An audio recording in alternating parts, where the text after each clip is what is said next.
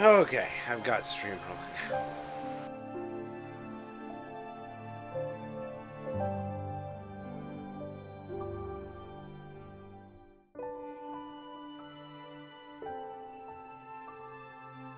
So, last time, uh, everybody had made their way from the various places that they were across the world to the town of Riverport, along with some refugees from the Church of Arin and Zelk. Upon arriving in Riverport, the party had found that the city had been attacked by a dragon. But even by the mythical standard of dragons, this dragon was strange and different. Um, the party split for a bit as two members of the party made their way to the outpost to check out how things were at the outpost. On the way there, there was a fateful encounter between the dragon that had attacked the town before the party arrived and Bay Heartfall, who was told in her head by the dragon that she smelled like the dragon's brother. The outpost seemed to be in okay condition and hadn't been attacked like the town. When Bay and her friend Winlith were there, they found that a lot of the refugees from Riverport had made their way there. Some had continued on, but everybody was sort of like scarred by the attack. There was a lot of people at the inn, but they were still told that if they needed a place to rest for the night, they could camp in the yard. But they declined and made their way back to Riverport to reunite with the party, who had been laying to rest any of the dead citizens of Riverport that they had found at around town. The refugees sort of started setting up camp, and the group had decided to attempt to sort of rebuild things here. And Bay and Winlith had even said to the people in the outpost that they could make their way back to Riverport in the morning to aid in rebuilding, and that they thought that they would generally be safe now. As the group was sort of like beginning to rest for the night, one of Ivy Heck's siblings, Barry Hex, ran up to the party and reunited with his sister as you were all settling in for the night. And you found out that he had been teleported here by a girl that was on fire in rainbow colors and teleporting all over the place, and that other members of the family had been scattered around and he didn't know where anyone was. As you all began to comfort the child, you settled down and everybody had a long rest at the end of last session. So everybody should be fresh for the day, have all your spell slots, have all your health, and we will pick up as the sun begins to rise in the northern sky, as is the way with this world, rising over Seath's head in the distance. You all begin to awaken for the day and get around doing your various things. So as everybody's sort of getting up for the day, what is everybody doing?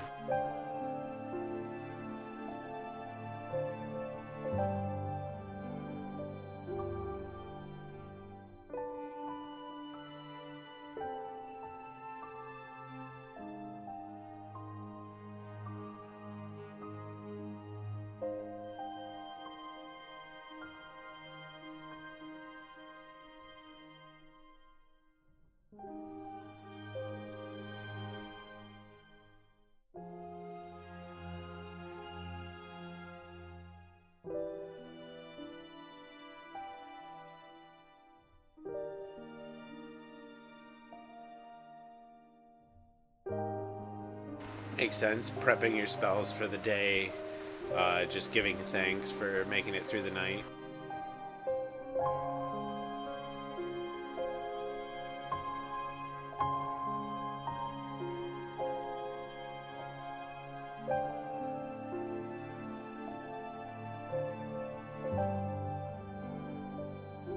Yeah, I'm sure he didn't leave your side all night, you know. He probably rested right next to you, wherever you guys settled down. There's plenty of places for you guys to have rested throughout the night as well. You know, the whole place was kind of abandoned. A lot of the buildings are in good shape still, surprisingly. Some of the refugees have set up little tents. The crew from the ship even has like a nice tent set up for themselves. It looks like they're sort of investing in rebuilding the place a little bit too themselves.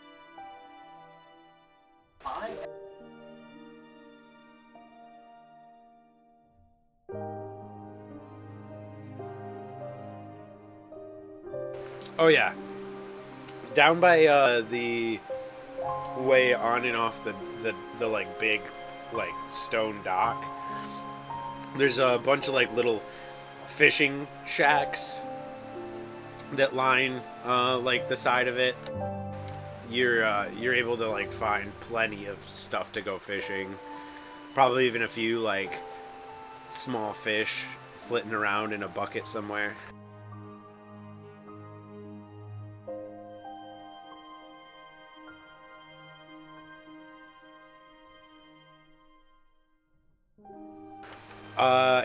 Are you wanting to actually go fishing as well?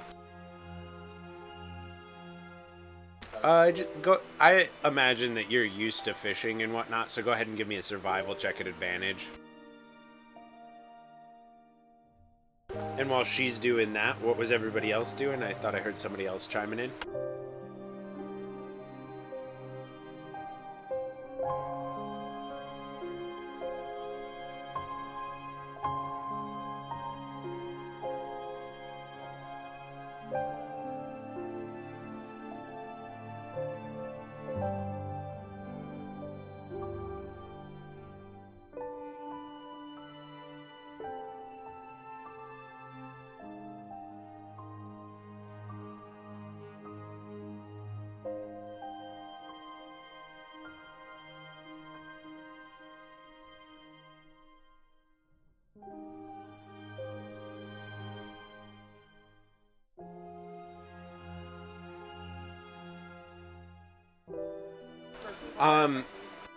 So there isn't a church in Riverport, but you're because like the refugees are under the impression that they're gonna be here for a while. They've started setting one up out of one of the like abandoned buildings that's on the larger side. That ironically used to be the mayor's house. But they've sort of like emptied out a larger room and started like putting together some like makeshift pews and stuff. And as you're like getting around in the morning, you know, and there's some people around like making breakfast and stuff, like you've said your prayers, and you go to check in on everybody and you see like them sort of gathered for this like makeshift mass in this little like building as they're all like doing their morning prayers and such. And like it just seems like they're generally sort of trying to start establishing life here, you know.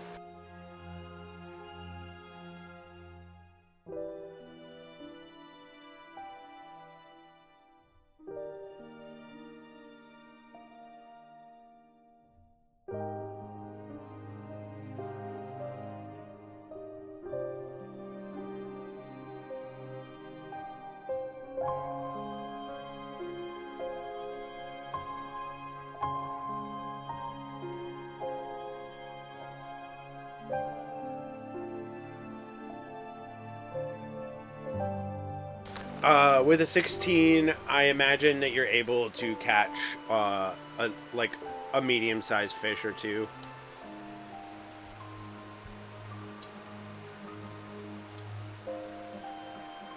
Awesome. River bass or something. Maybe like a river bass and a sunfish.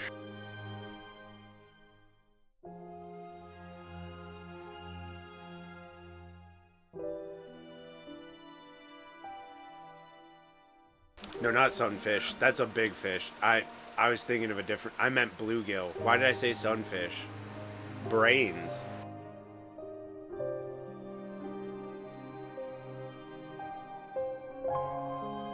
Fish are not my forte.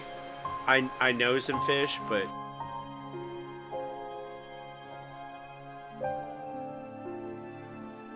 all right. So, Ivy's looking after her brother. Trey's getting around with the church and stuff. Winlet is going fishing. What are Bei and Mitsuru up to this morning?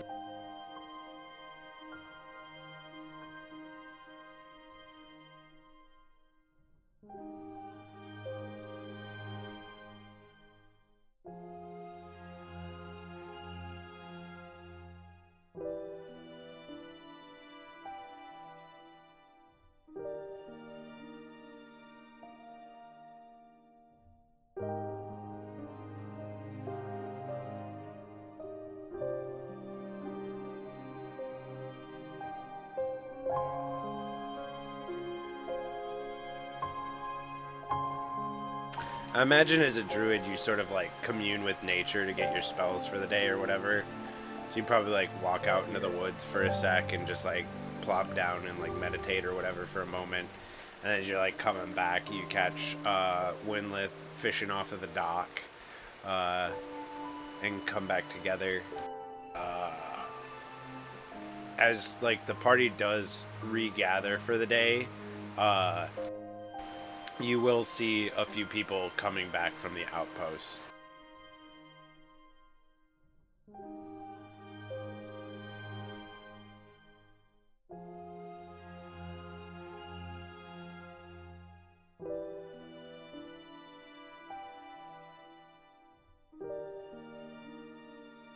Yeah, there's all sorts of bits and bobs lying around all over the place since people just sort of like up and left. Was there something in particular you were looking for?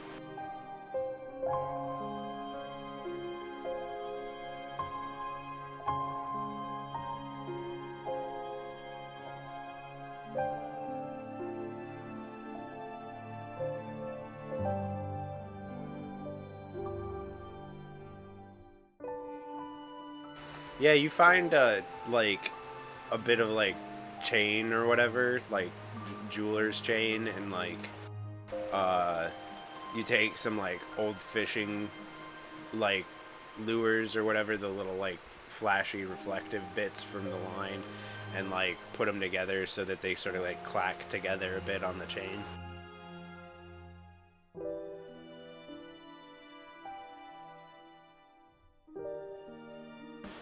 Did Mitsuru have anything that she was doing for the morning?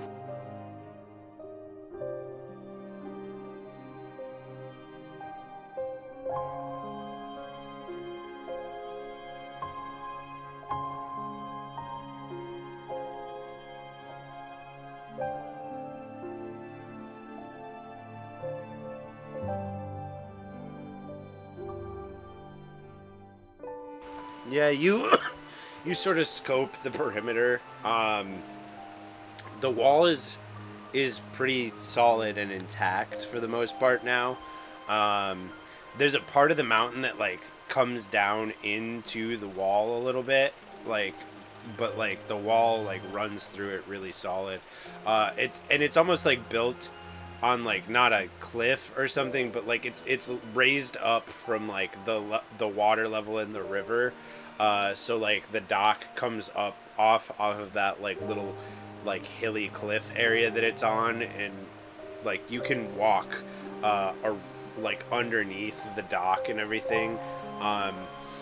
You notice that there's sort of like this point to like the south here where like there's some like land between the wall and the water and like the mountain that there's not really like a lot going on. So if somebody ever attacked, that might be like a weak point. But like everything seems fairly well intact. It's like the dragon landed with an intent and purpose in the attack on this place, because a lot of the damage was on the interior. And as you're like walking around the outside of the wall and scoping things out and like checking to make sure the gates still raise and close and everything, you spot Bay walking back from the woods to meet up with Winlith, who's been fishing off of the docks. And then as Winlith finishes up, they like head with their two fish into town to, like, I assume, cook up for the morning.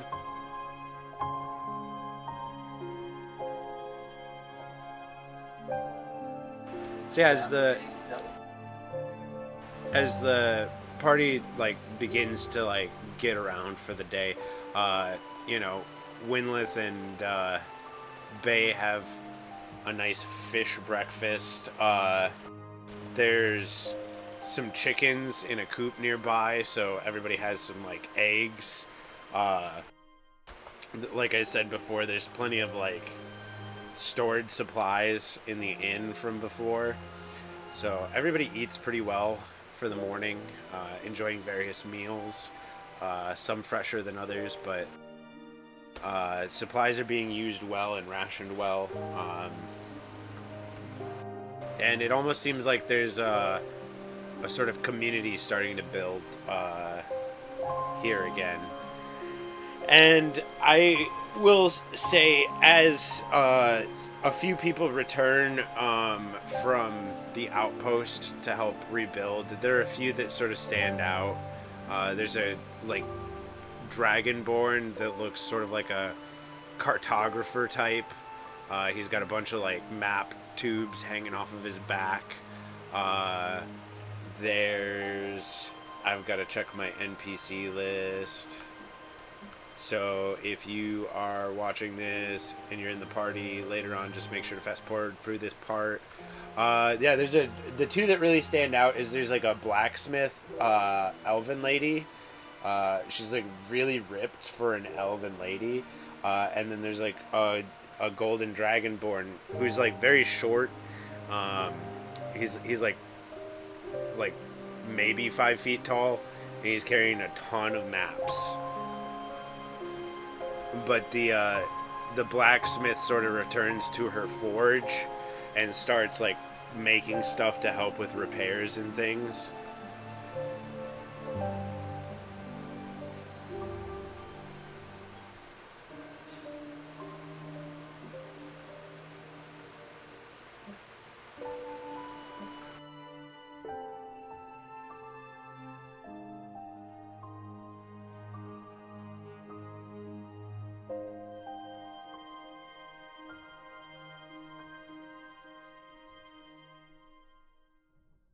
Yeah, he like greets you, having seen you like at the inn at the outpost the previous night. And he's like, "Hey, thanks for letting us know it was safe to return. I've got maps of the surrounding area if you need that sort of thing." And he starts like showing you maps, and they're pretty detailed, but what you notice is that the map that you like Trey had is like way nicer than any of the ones that this guy has. Like he like comparatively, like let's say that Trey's map is like 75 to 80% of the world. This guy's map is like 5 to 15 maybe.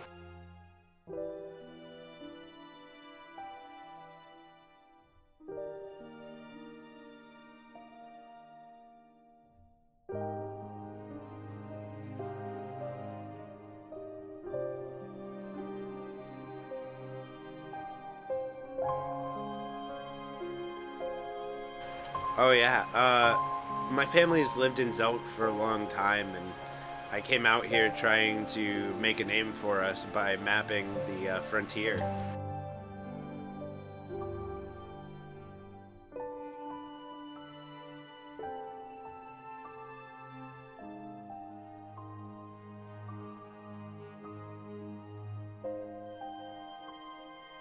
Kafkaj.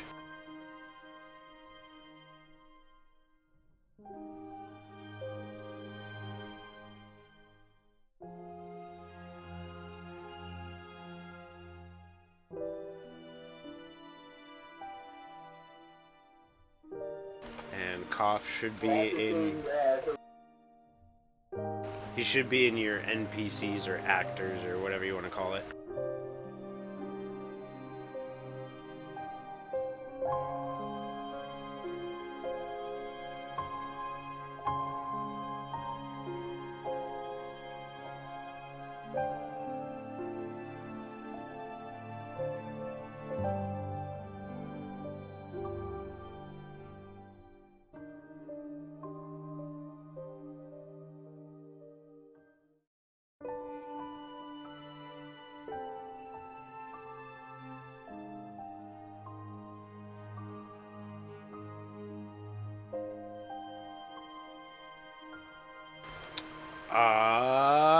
I don't remember what we talked about, but if you want a squirrel, you got a squirrel.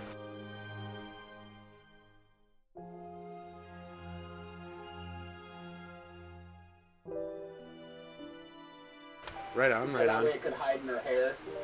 I think I've got, where is Compendium? Hopefully they have in one of my things.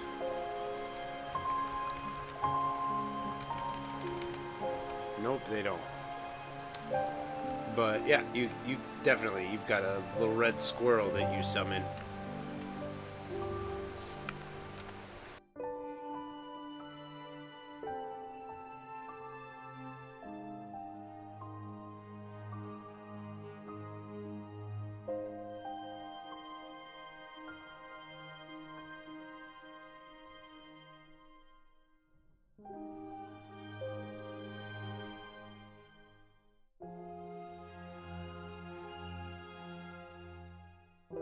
Oh god, it's Fammy before he died. Yeah, so you summon Hammy and he rushes down from a nearby tree as if he's been there all along and dashes up your leg and like onto your arm as you like twirl about like a little Disney princess.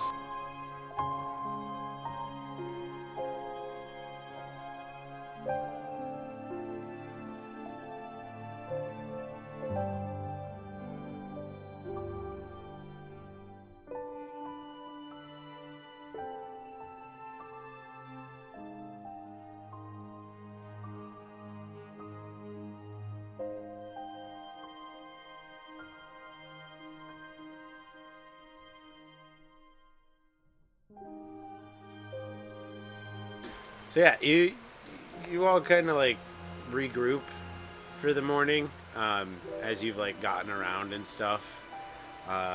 Probably trying to like ascertain what each of you wants to kind of do from here. Like obviously there's still a dragon rolling around, and like you know there was like a couple hundred people living here before, like. So the like handful of people that have returned are definitely not everybody. Like including the people that you just buried, like it doesn't add up right. So there's still people out there somewhere that were living here that are not currently here that have probably gone somewhere.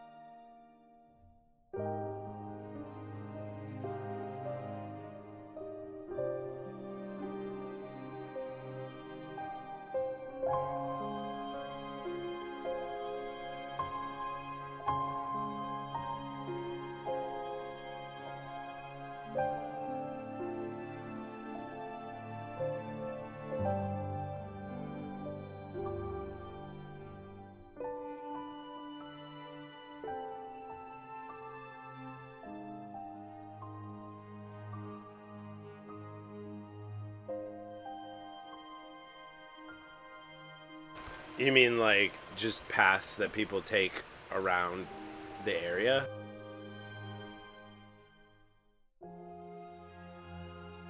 I mean, it looks like there's some like walking paths and deer paths in the forest nearby, and there's sort of little trails that people took to go fishing here or there.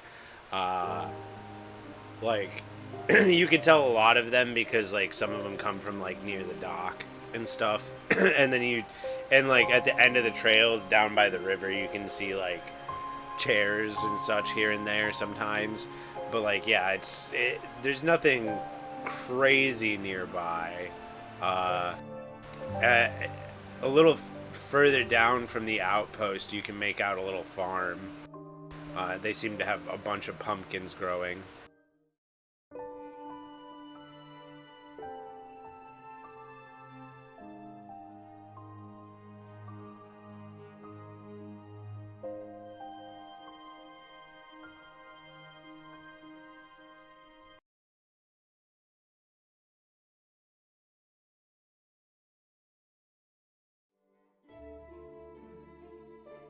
You could make your way to the farm, but you imagine that it will take you a few hours.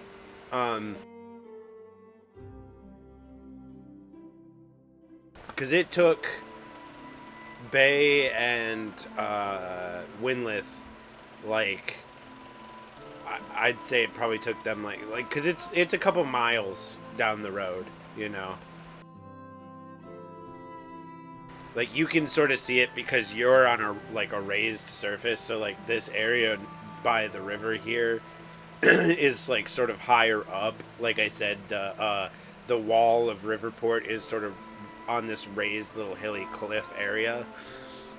That's a little higher than the surrounding area.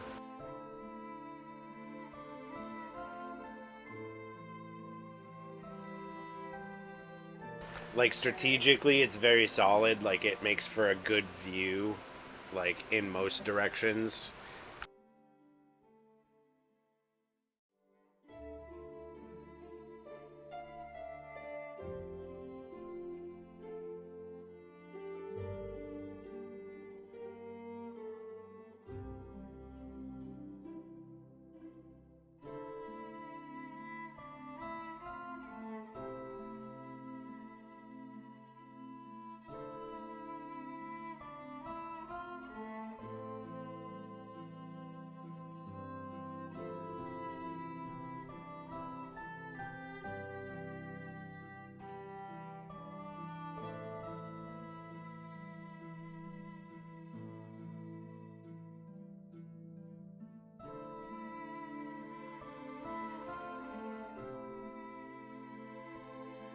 Trey does have a map that was given to him by Valin. That's a copy of Valin's map.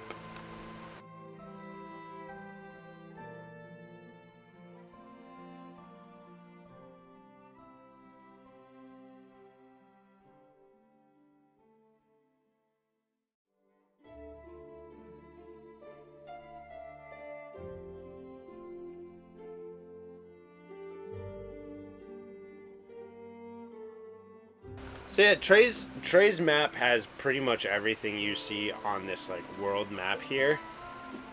The bit that Trey's map is missing is like all the way out on the west side with the like chain and everything. So it's more or less the like this entire surrounding area. Like you have the lay of the land on your map, so you do know what is nearby.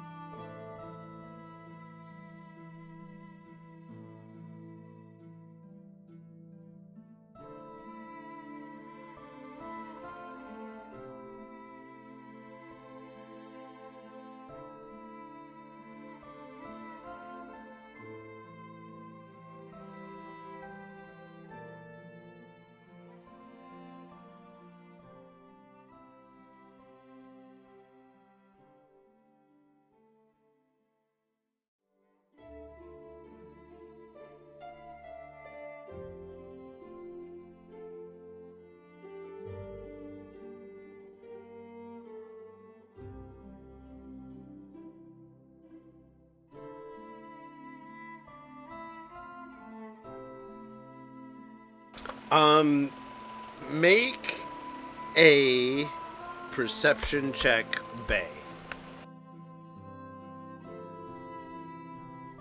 Love how that all rhymed.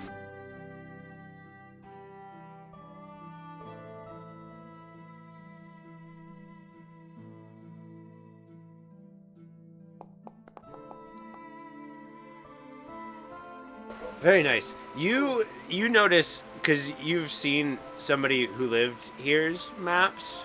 The guy whose maps you just saw, he didn't have that Goblin Village on his maps. The majority of his map included so like he had the road that went all the way to here, and then he has this like under the hill pass thing. He has Cherry Town. You know, he doesn't have this fairy village.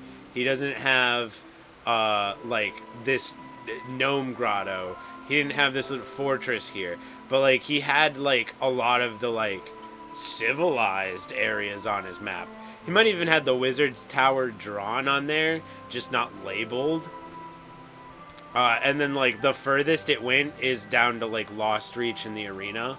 He didn't have any like he barely had a little bit of the desert. Like he maybe had the oasis and the little like gnome like couple gnome houses here, but like he didn't know the area very well.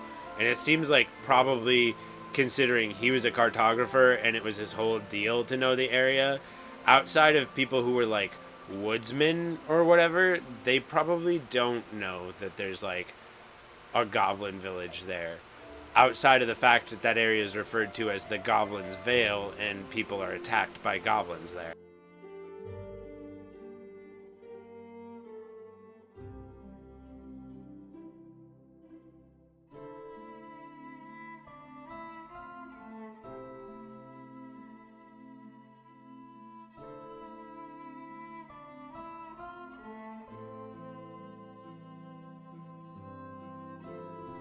I don't know if your mic is too far away from your mouth, Altha, but I can't make out anything you're saying.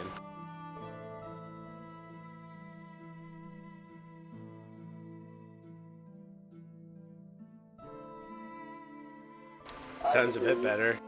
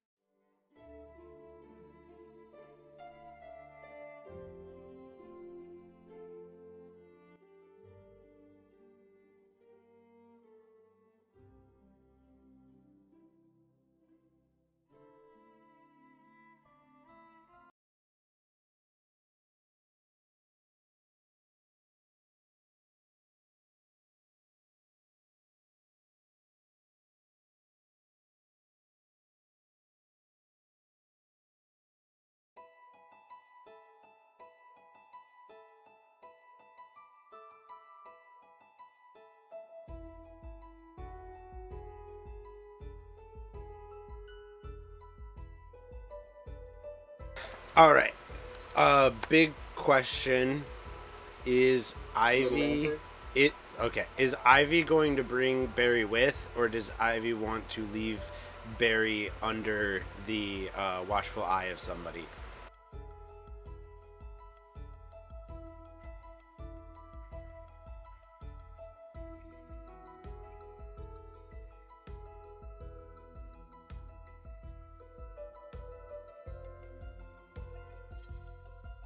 All right. So yeah, you like throw Barry on your back because he is very small as a young mouse folk.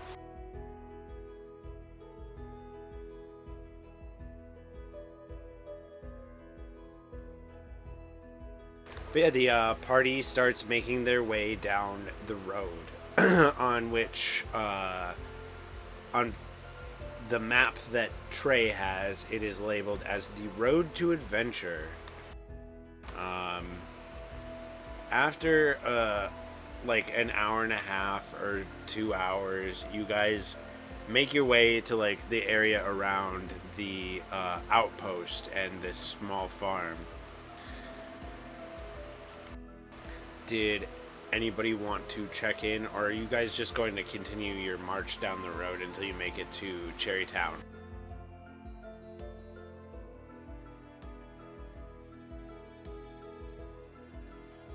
Um, yeah, I'll say survival, investigation, perception.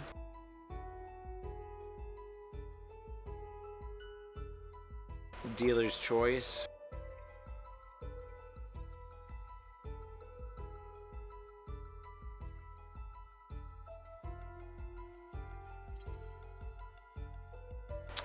There's a lot of foot traffic going everywhere. It's hard to see if anybody like veered off towards this farm. There's a lot of like hoof prints around and stuff. It looks like it, typical tread on the way to the farm.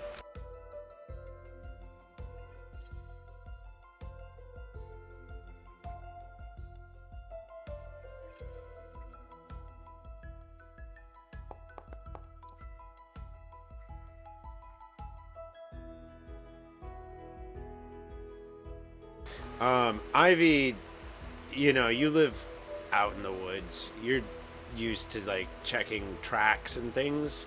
Not that Winlith doesn't, but Winlith is a lot more used to like being around people, where Ivy is probably used to being around animals and such. Uh, you're able to pick out that like it mostly looks like there's like one person using the trail towards the farm. A lot of the human prints are uniform.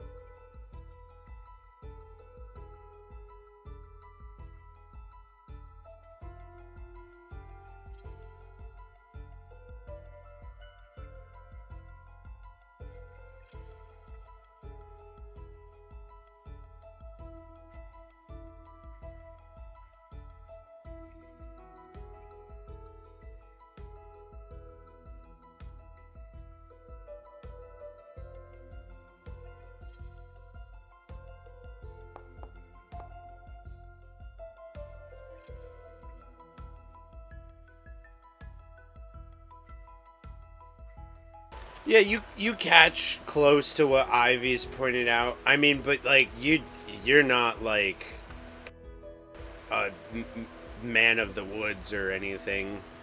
The thing that really sticks out to Trey is that it's like there's a good chunk of people that veered off of the main path into the outpost, and that would be like everybody that Bay and Winlith had seen in the inn last night.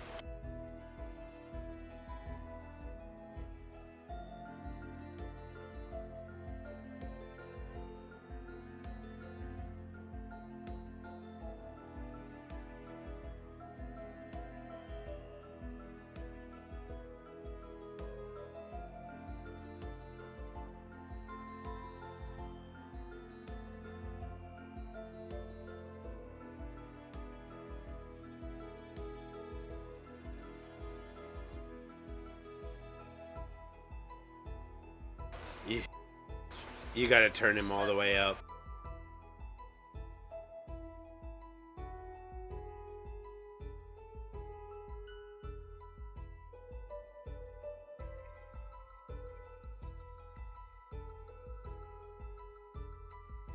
Okay, I guess we know the next device we have to gift somebody.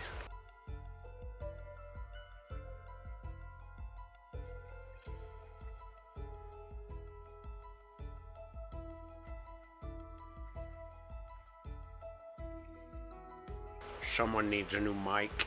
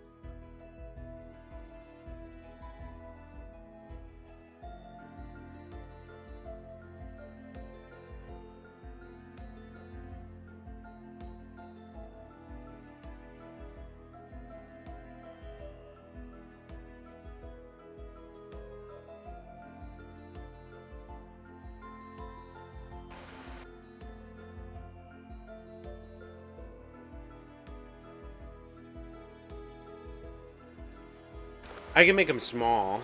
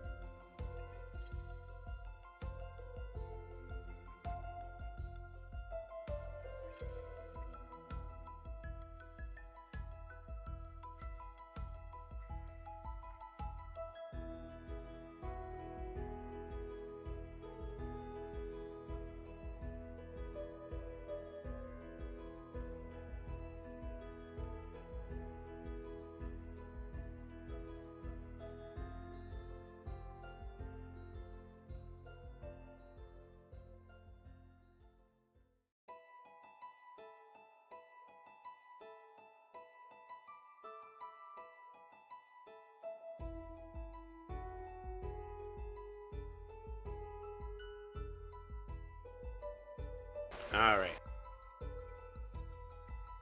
So yeah, did anybody want to check out the outpost or the farm at all after checking out tracks?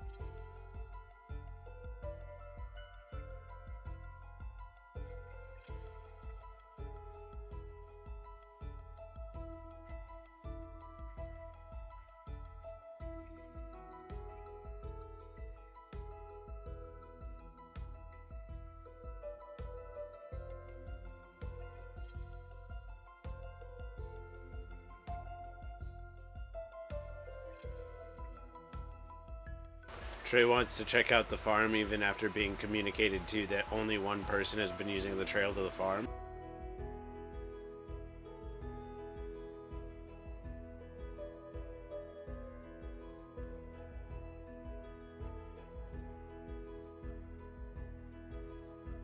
I see. All right.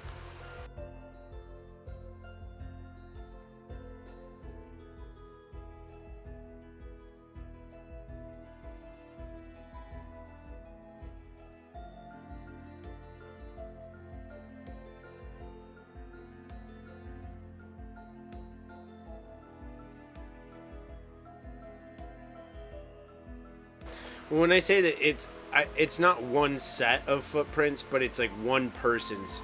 Like there's only one person that's been using this road. There's a lot of different like times that he's come up and down the road, but like it's some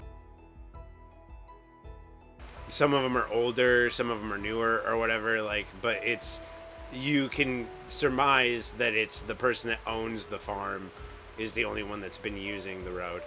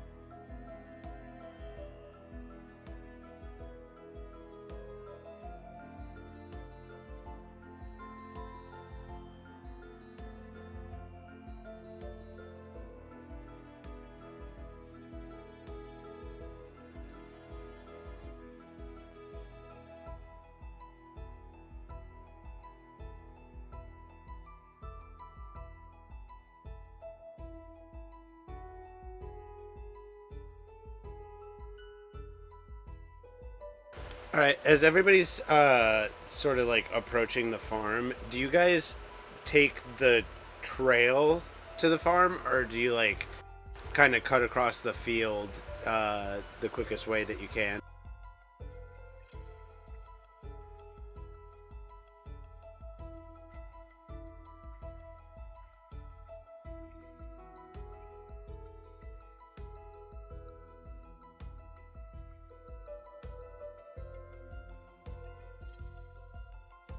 All right.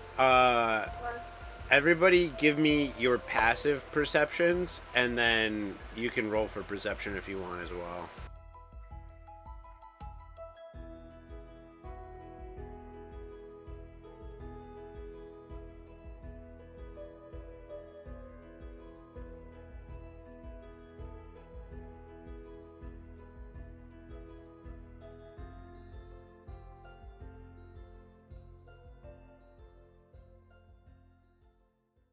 Very perceptive.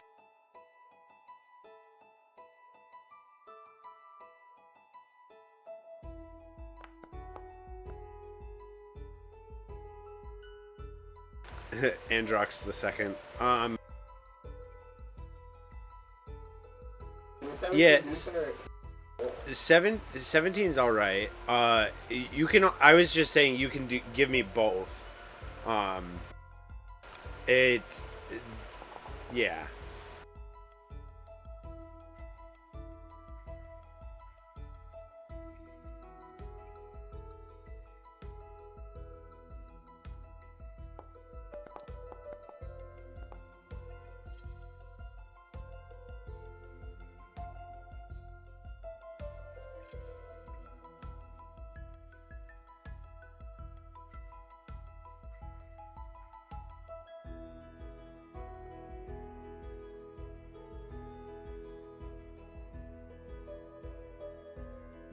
Ivy also has a 9.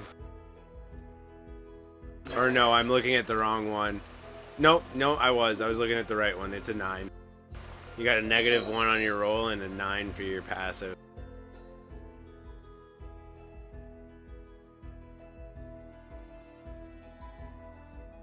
Yeah, well, I was hoping everybody would give me a roll.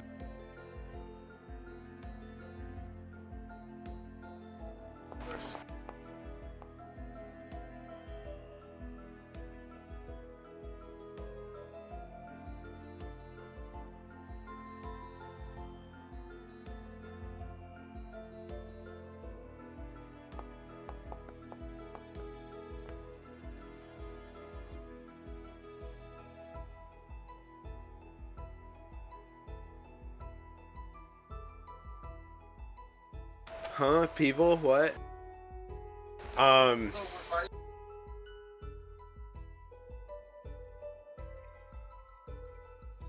So, I think I got everybody's. Yeah, I see a 14 from Ivy. Ivy and Bay, on the way up to the farmhouse, you notice in the field, like I had said before, it's all pumpkins, but like some of the pumpkins are like smashed to all get out and have rotted, and then the rest of the pumpkins are very clearly ready to be harvested.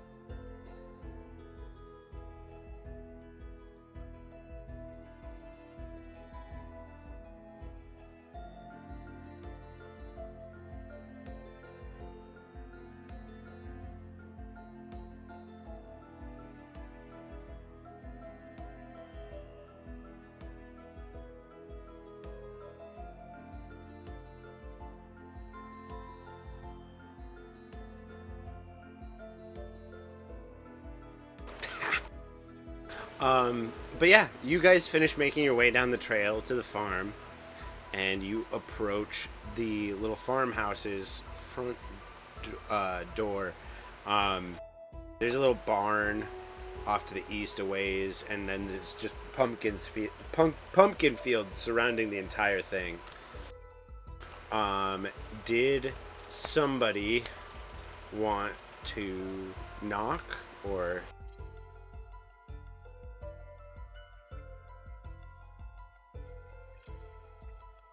Ivy goes up and raps on the door real quick as you all approach, and a very disheveled looking man peeks his head out, looks at you all like rapidly, and goes, "Vendane?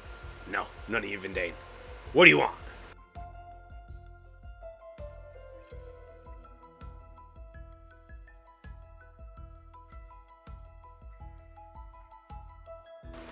He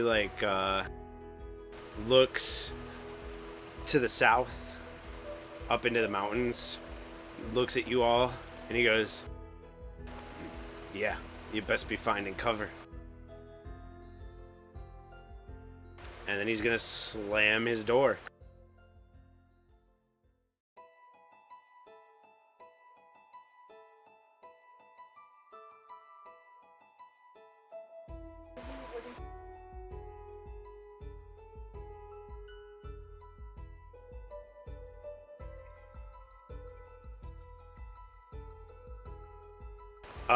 The guy opened the door, went, "Vendane?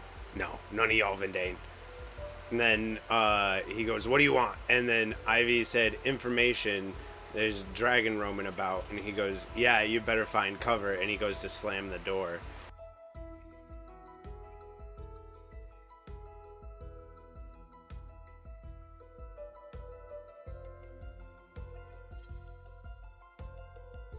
Yeah, go ahead and give me athletics or acrobatics. I will also say, given perception, Winleth and Bay, there is a slight uh, odor of the feces persuasion coming from this man.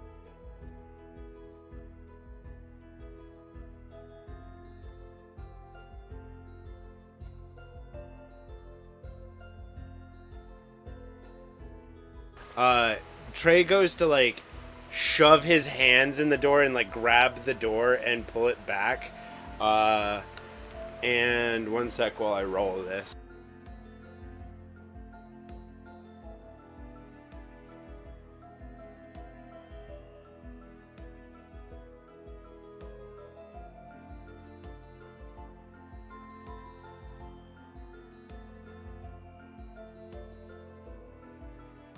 And Trey's fingers just get slammed in the fucking door as Shitty Bill pulls the door shut hard. And you take 5 bludgeoning damage to your fingers, Trey.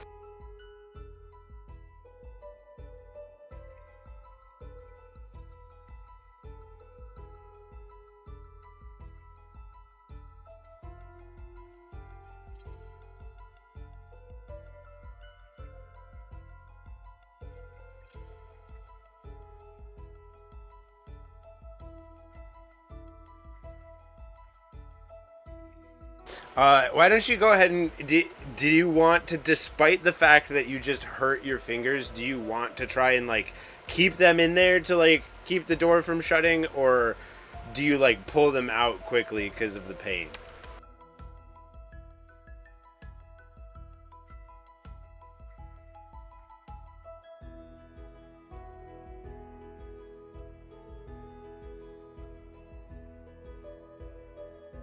Uh, Go ahead and give me a fortitude save to try and continue to hold on despite your fingers getting slammed.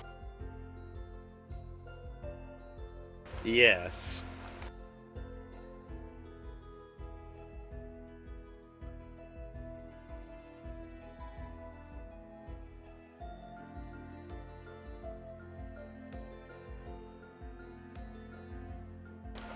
Saving throws.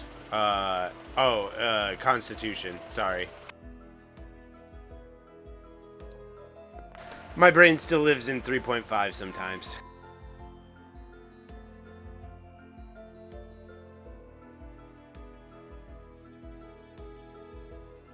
Yeah, you know, despite the fact that, like, Trey is clearly, like, been hurt, he's like holding on and his fingers are wedged in this door as this guy is like trying to pull it shut still, and the door keeps like opening and closing on Trey's fingers.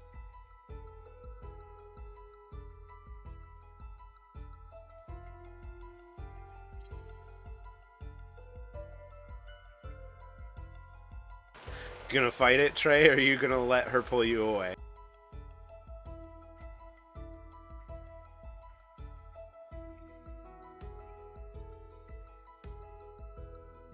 Can't hear you if you're talking.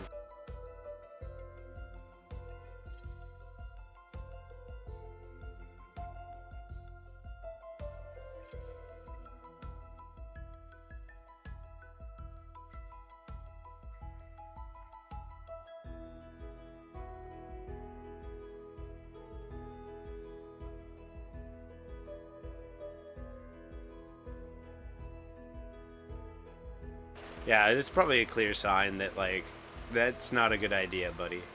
And you're not an adventurer. This is all new to you. So you let her pull you away, and Winleth, you'd like sort of like roughly but gently pull Trey away from the door.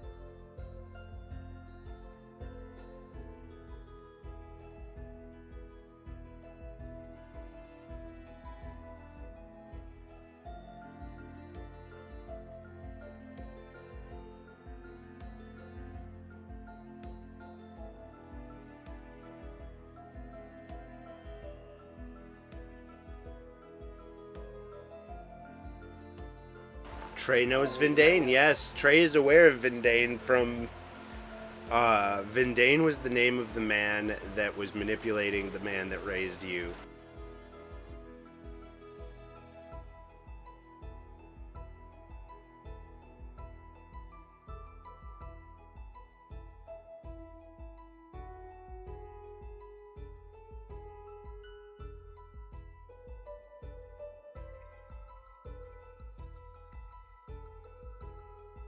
Chaos and death. Death.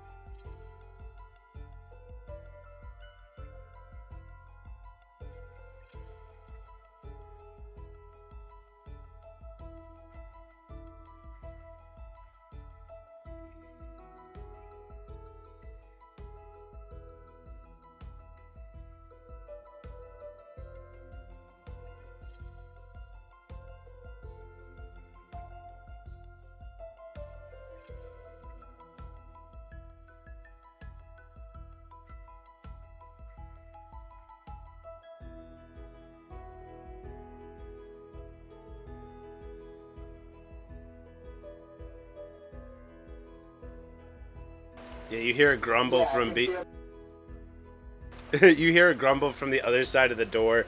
Stop calling me shitty or I'll get my boomstick.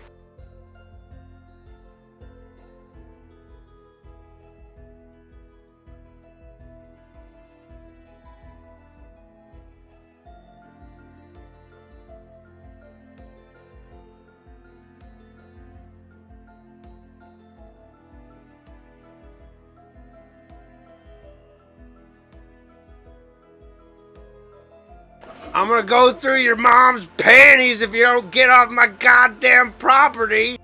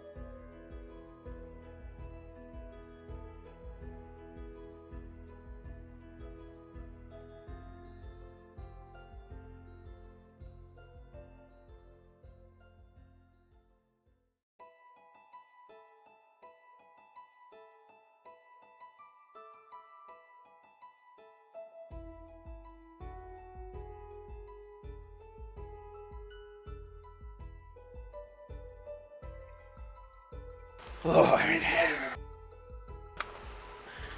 So you all continue to make your way down the road. You get to the Goblin's Vale around evening at this point, I believe. It'll probably be like, let's say you set out around 7 or 8 and take... Yeah, it's probably like early evening by the time you get here. We'll say it's like 4 p.m.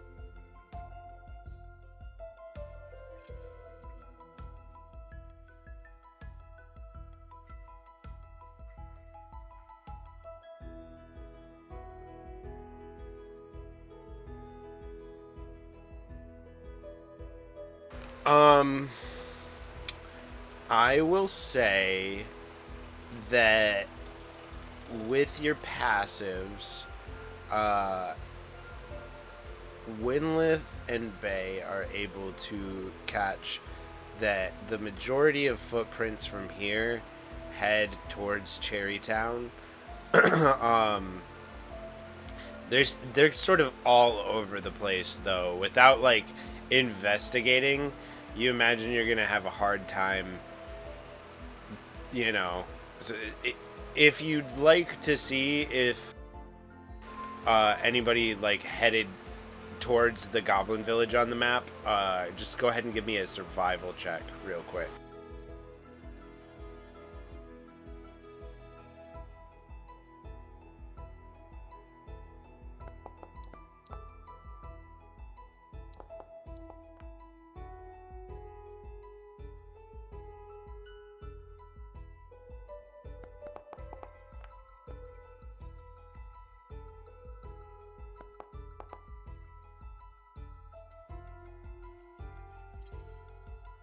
Yeah, Trey, maybe fucking tracking is not your forte.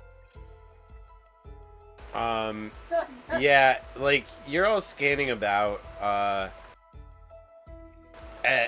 I'll, I will say, you're all looking around, and you're trying to make sure that nobody headed towards, Goblindale, and at least two of you are able to confirm that it seems like nobody headed towards Goblindale. But Bay catches what looks like the footprints of a young mouse folk heading towards the Lost Tower on the map.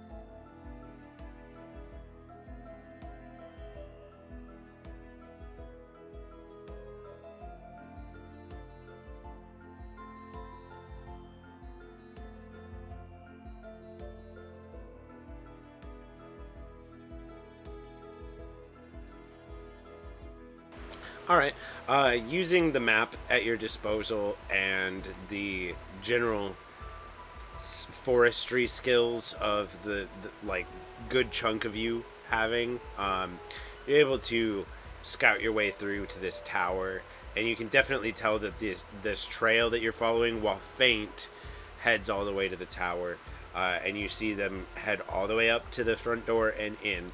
And this tower is like an old watchtower. It's got like one of those like lookouts on the top that it's like a porch that goes all the way around, and the roof like hangs over it a little bit. It is in very poor condition, and as you all begin to approach it, the smell is horrendous. Like, if you've ever left like wine and it's gone to vinegar, or like what, like it's like a terrible combination of like rotting wine, vinegar, like just ass.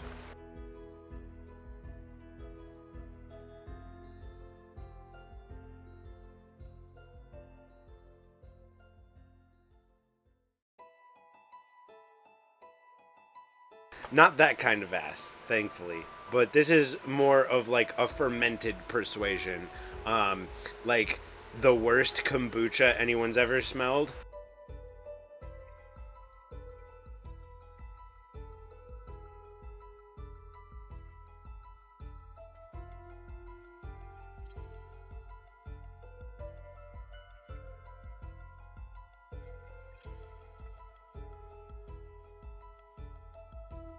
So yeah, you all stand before this old watchtower. It's an old, like, reinforced wooden door, very heavy, and it's open just a crack. And you can hear noises coming from inside.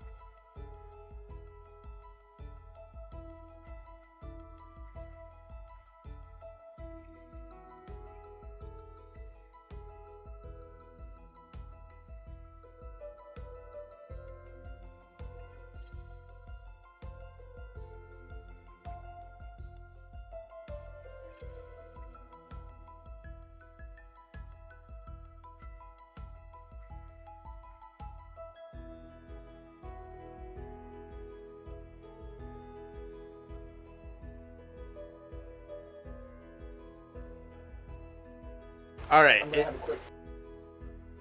Okay. And if you're gonna send him in for stealth recon, go ahead and give me a stealth check for him. I think he uses your stats for that. I'm not sure. Double check for me.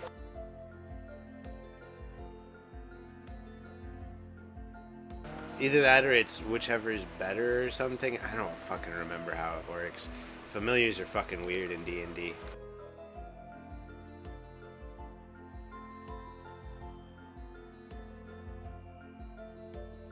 Here, let me double check. I'll consult the Google machine.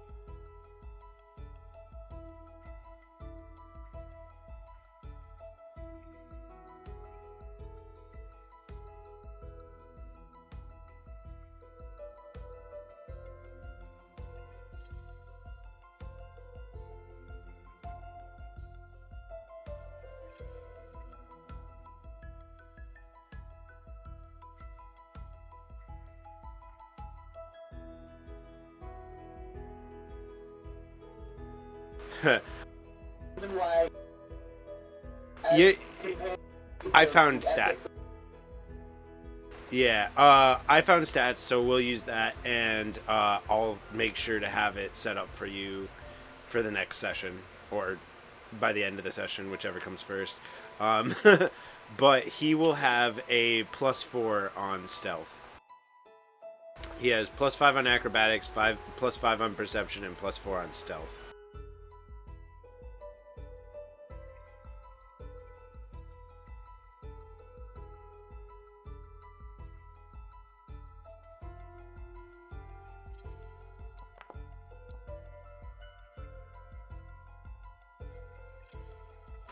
Alright.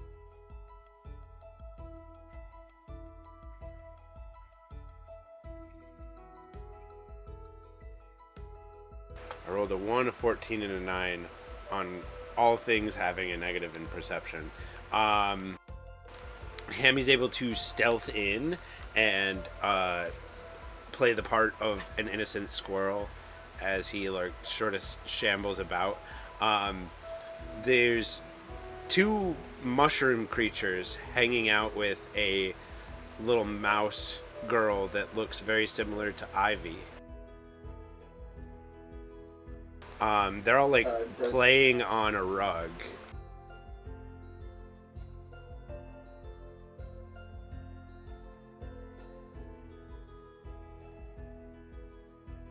No, it looks like they're like friends.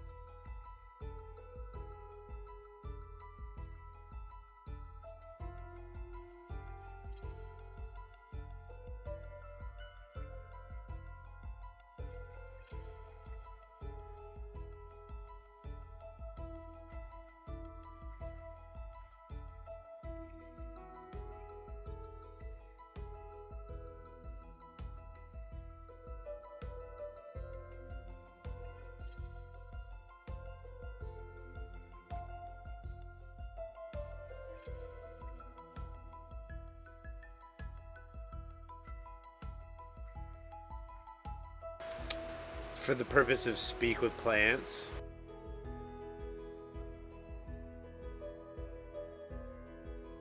I don't want to, but I will allow it. Why don't we just rename, like, because we're working out our own system here. Why don't we just rename that spell when we make our own version of it to speak with nature, and then you've got plants, mushrooms, and like animals covered. Because like it don't gotta be like, why does it gotta be 2 spells to speak with animals and speak with plants? That's just some druid shit. Just give it to the fucking, what the fuck. Anyway, yeah, I'll allow it.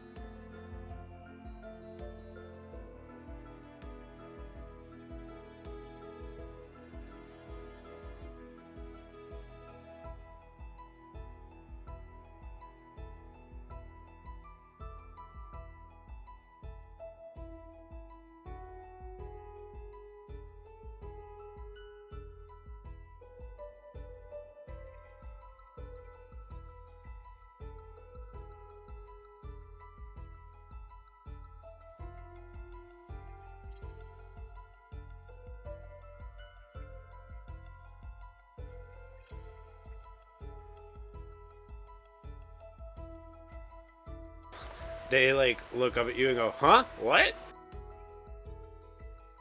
And everybody else just hears them go, oh.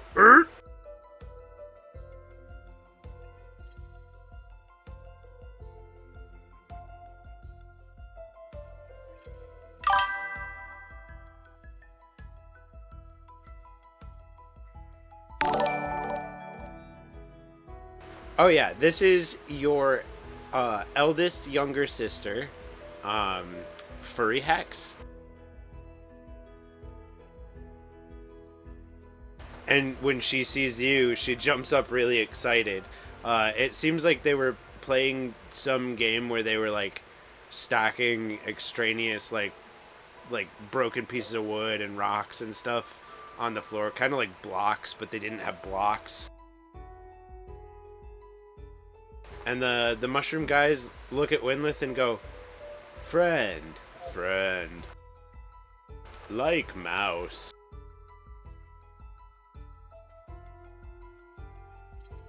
And Furry runs up to Ivy and like hugs her, and then like sees Barry, and like she just like does like a little happy dance, like, ah, I knew everybody'd be safe. I knew it.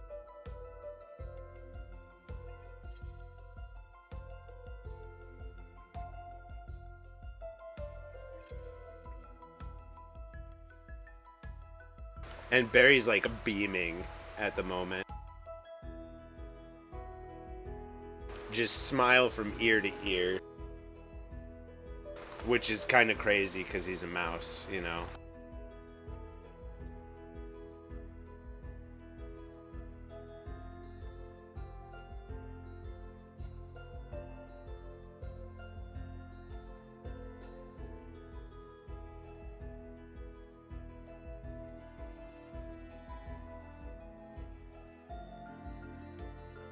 Oh, did you meet my friends?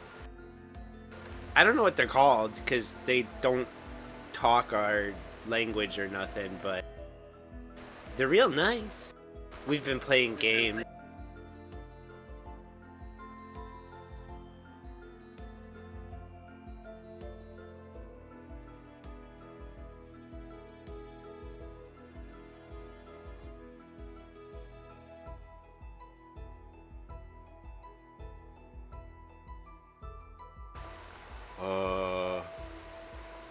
We mycelium.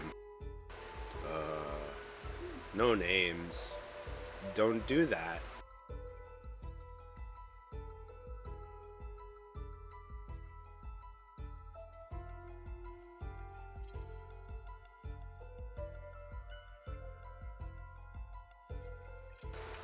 Friend. We come from the Great Network, run all throughout underground.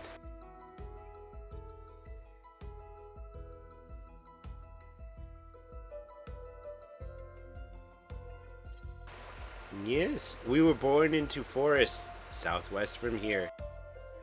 We came here. We were told to go to Big Tree, but we came here.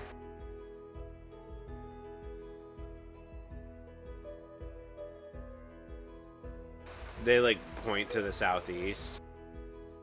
And I'm assuming the spell does like essentially translation work or whatever. Like they don't really have like a word for southwest, southeast or whatever. Like that's just like what makes sense to you from like what they're saying.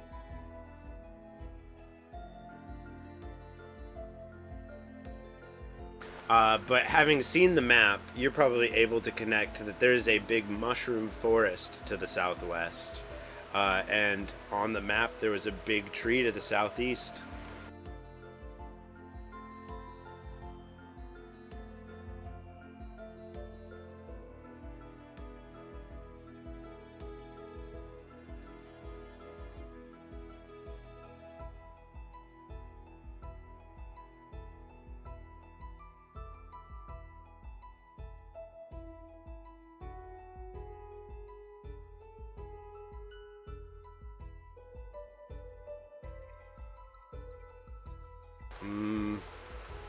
We were told to go there a long time ago.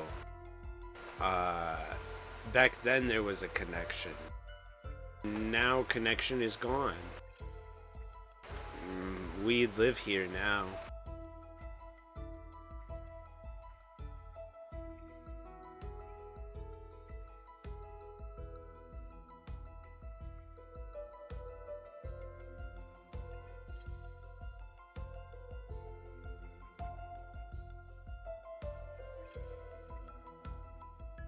Furry's gonna nod.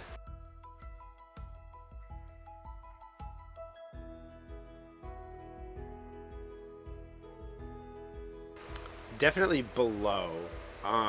There's like a rug in the corner that's pulled back, and there's like a hatch that was under the rug hidden.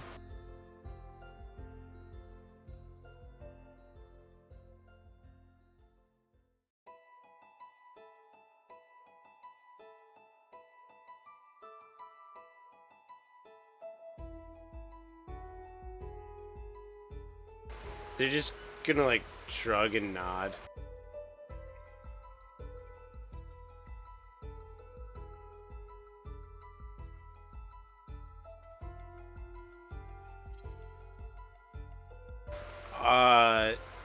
You bear witness to the largest mother of vinegar you've ever seen. The whole floor down here is just like spilled wine and vinegar combined and like fermenting. As if there was a bunch of barrels of vinegar and wine in various states of fermentation that were smashed by another group of people.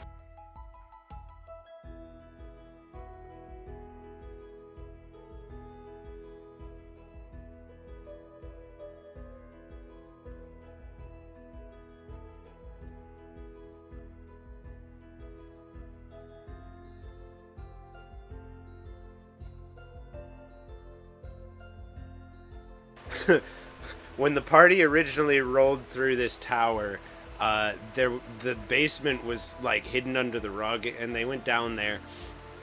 Isgaroth got smashed off of the like shittiest, like kombucha level like old wine, and like the party assumed there was something hidden down there because, you know, hidden basement has to be rewarded, right?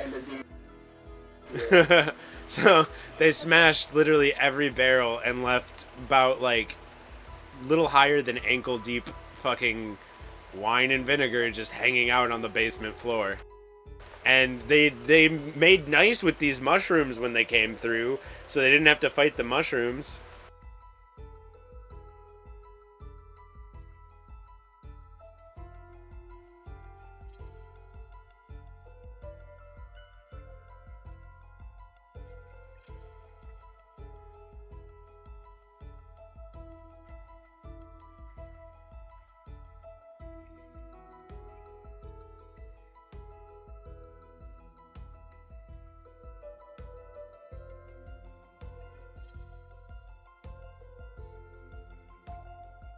bits of wood here and there.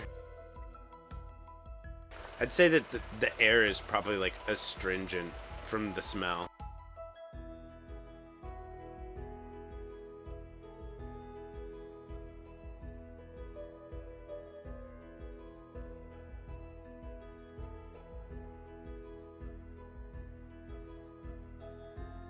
Yeah, it's like the nastiest salt and vinegar chips.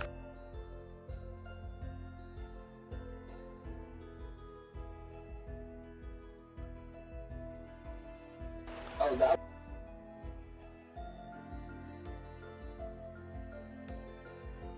About it.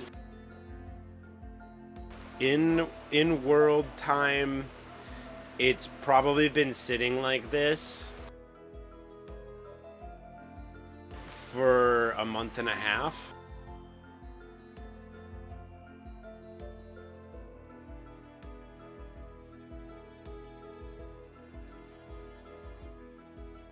Oh, it's nasty. There's mold.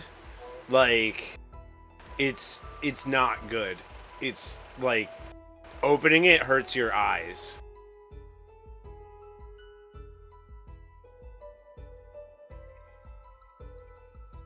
Yeah, Winlith like gassed the interior. Even the children are like edging away.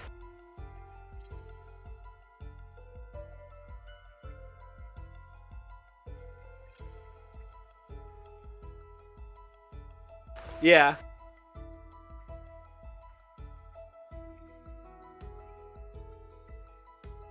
The alcohol content isn't high enough to light up, but like your torch extinguishes in the liquid as it hits the bottom of the like cellar, and like there's a sizzle and the smell gets a little worse, like burnt.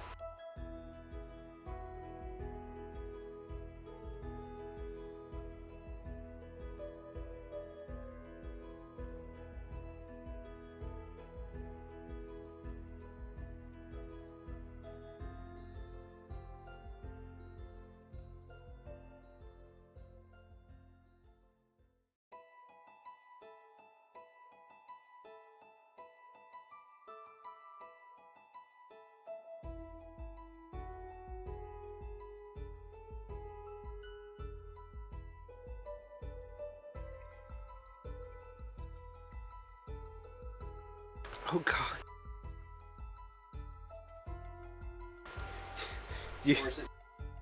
I mean, like, if you move away from the smell, I imagine you can prestidigitate the smell off of yourself.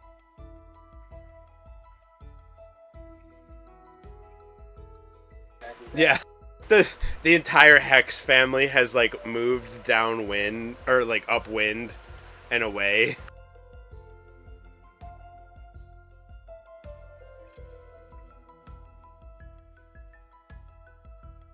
And Trey adds liquid to the nasty bacteria mold kombucha mess in the basement. And my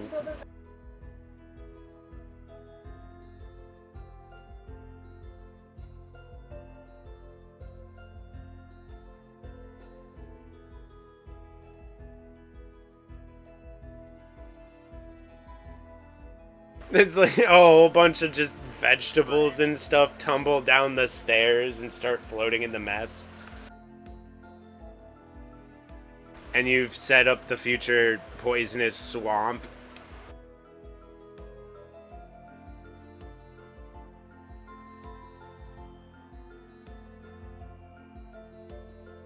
This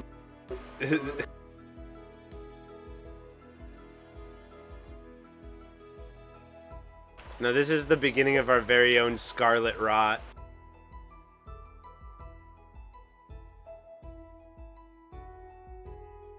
But yeah, like, the smell is getting a little overwhelming as you all hang out here. Your mushroom friends are very lucky to not have noses.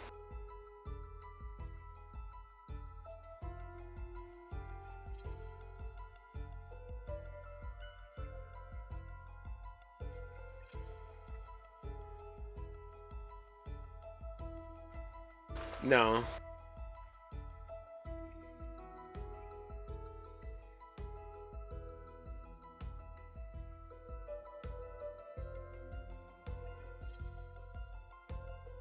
Yeah, that's why we live here. We feed off of it in the air.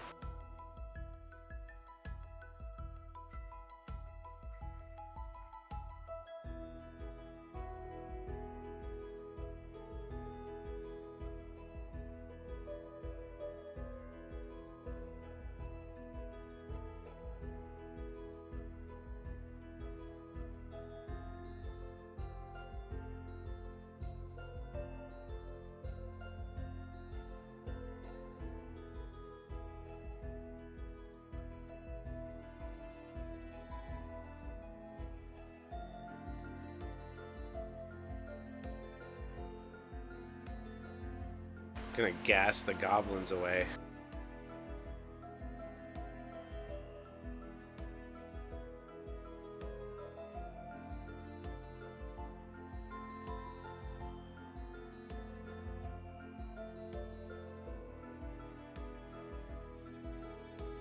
So yeah, so you all excitedly make your way out of the woods back to the trail to the south and towards the direction of Cherrytown. And I'd imagine that by the time that you get to Cherrytown, it is much later in the evening.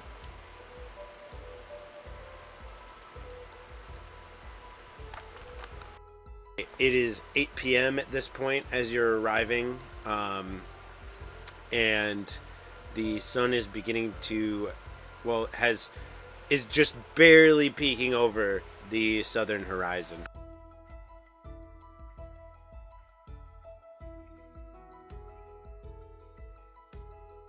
You all approach the town on the map labeled Cherrytown, obviously named for the cherry trees that surround it that are coming out of bloom. There's petals all over the ground everywhere, and some of the trees have fresh cherries hanging. There's a small church that has just been smashed by something. There's a few little houses and a field. And one of the houses looks like it's a sort of makeshift inn.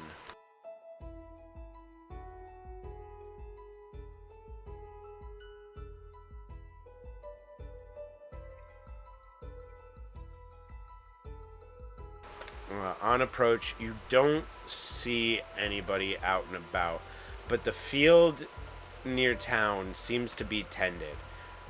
You can't tell from here if it's been tended recently or not, but there's plants growing.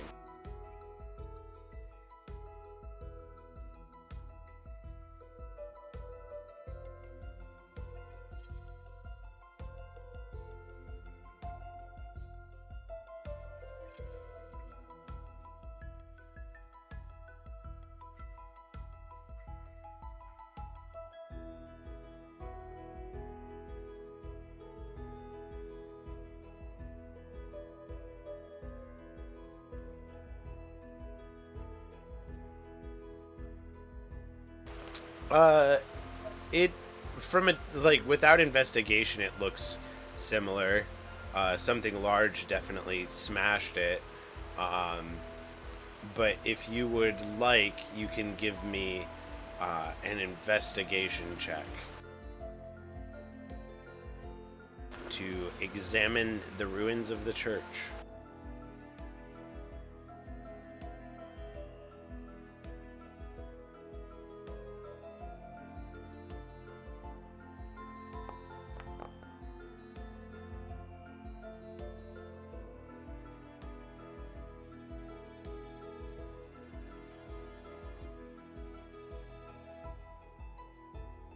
Nothing stands out to Bay as being a sign of what destroyed the church, but there is one thing that she notices as she looks over the ruins. What used to be the ceiling of a room, at an odd angle, sort of smashed in half. There's painted it looks like by hand, like somebody was shoving their hand in purple paint and like rubbed it on their ceiling. Just this huge eye. And then all over surrounding that like eye, there's a bunch of little eyes.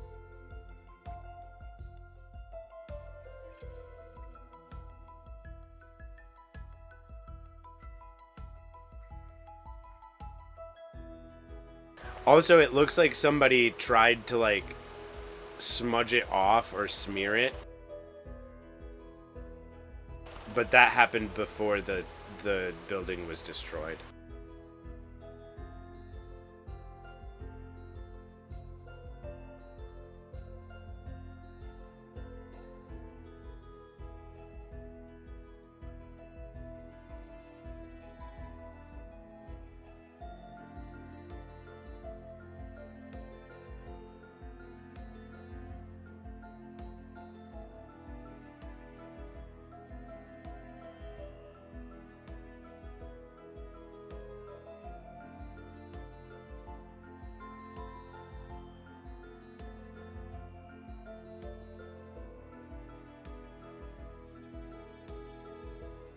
Why don't I get a history check from one Trey Lelek?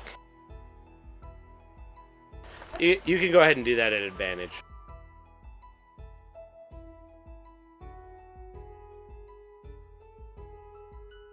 Nope, just Trey.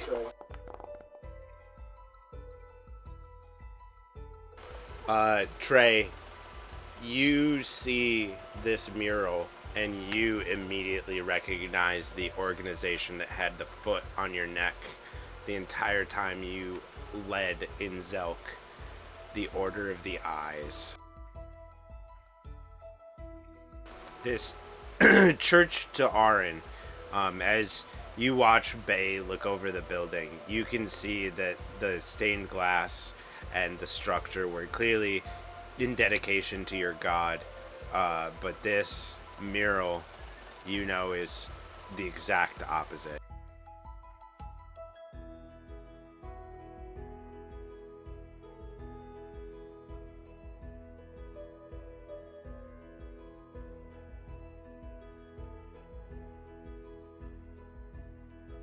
It's definitely what it looks like.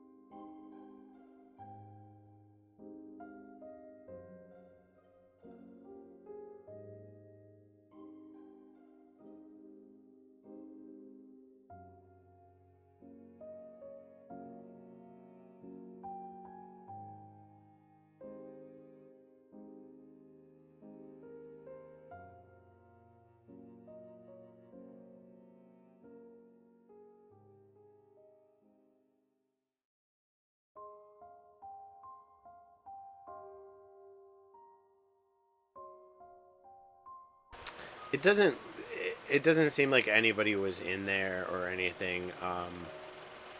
You like looking around, everything's got like a pretty like decent layer of dust on it, probably from even before the church was smashed. But go ahead and give me an insight real quick, Trey.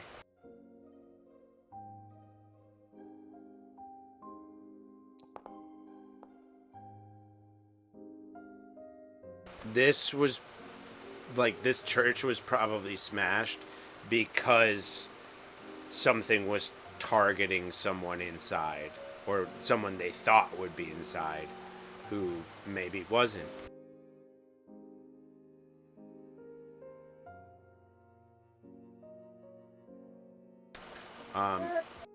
And I imagine you all sort of spread out and begin looking around town.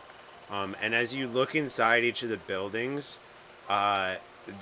there's nobody around for the most part. There's one building that is like locked up when you go to investigate it. And a guy sort of like grumbles at you from the other side of the door, like, "I'm not leaving. Leave me alone."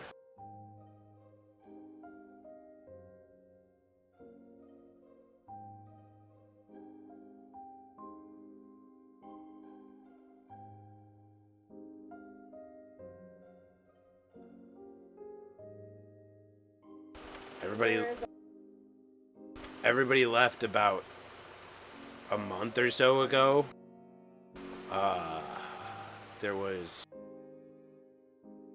a bunch of weird goings-ons. Stuff with gods and things. Big old tree burned to the east.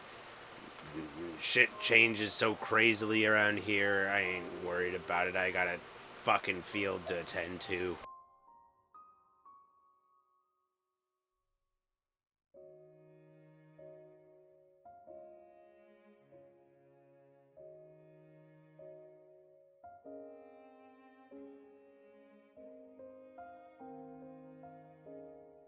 If you want to know where they all went, they took the road south. That's all I know.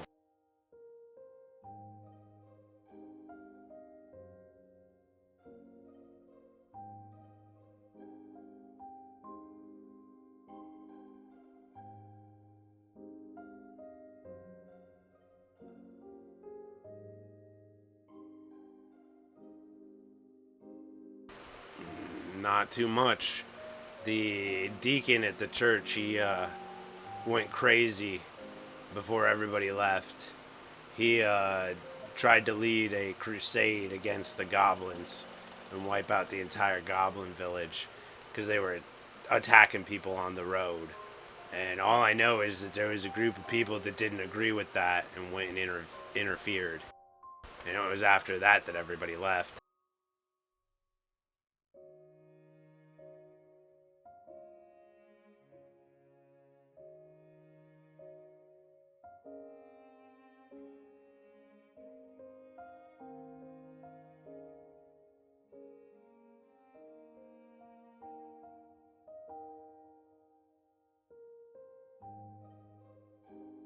Well, a bunch of people ran from the dragon. The dragon's been fucking crawling around up in the mountains. And then there's the big guy. The big rocky guy.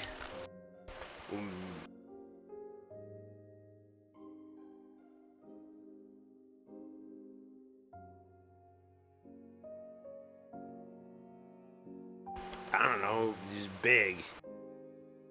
He hangs out around the tree.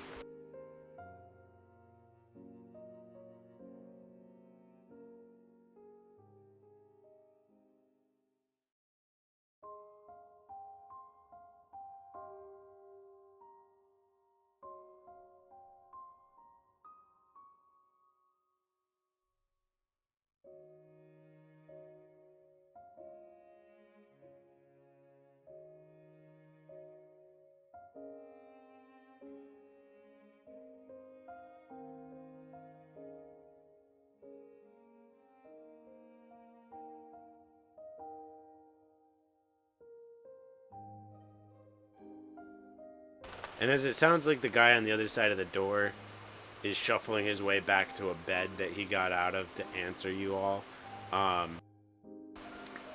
wind sweeps through the abandoned town, and the cherry blossoms sort of flit through the air all around you.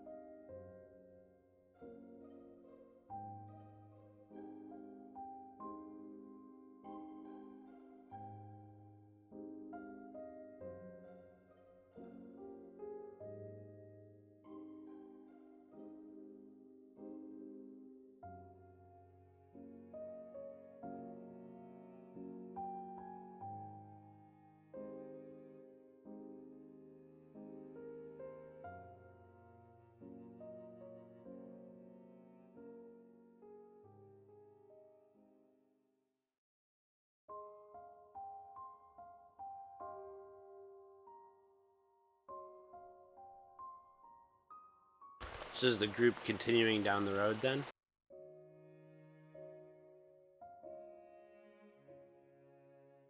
Alright, I will say it's about 8 p.m. So, like, the evening is starting to set in. And you do have two younger individuals traveling with you, too. It might be hard to march them through the night.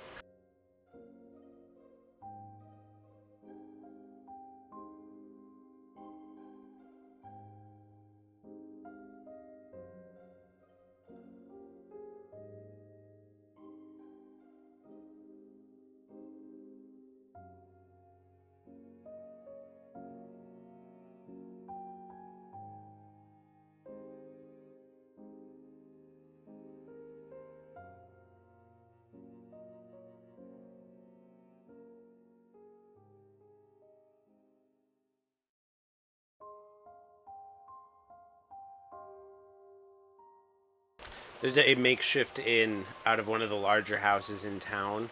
And as you all like head over to it and start to scope it out, there's like a larger bottom floor. It's sort of reminiscent of the inn that Bay and Winlith saw at the outpost. There's a large sort of dining area and a bar, and then there's a ladder that leads up to like a loft that's right above the dining area, and it looks like there's like they maybe had one or two rooms available, and then there's like an attached room behind the bar where the people that had owned the place would have lived. And as you're looking around, everything is just covered in a heavy layer of dust at this point.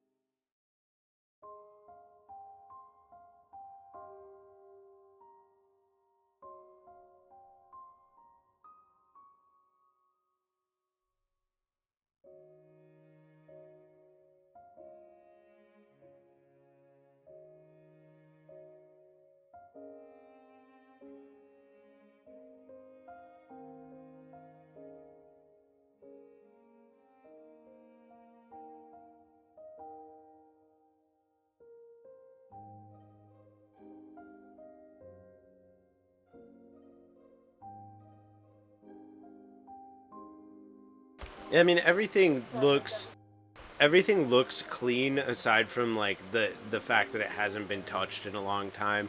So it's kind of like walking around like in an abandoned like hotel or something, you know, like everything's kind of just dusty. So like when you go to like lay down for the night, like and you hop on the bed, there's just like a cloud of poof that comes up. But like otherwise everything is like not like everything's nice. There's even the stuff that you're like pulling out of the closets or whatever, like nothing's been touched, so everything is in the same state of like mild mustiness. But it hasn't been sitting so long that it's like nasty. It's just like it takes a second for like the rooms to breathe as you come in and you open up windows and move about and the like dust works its way out.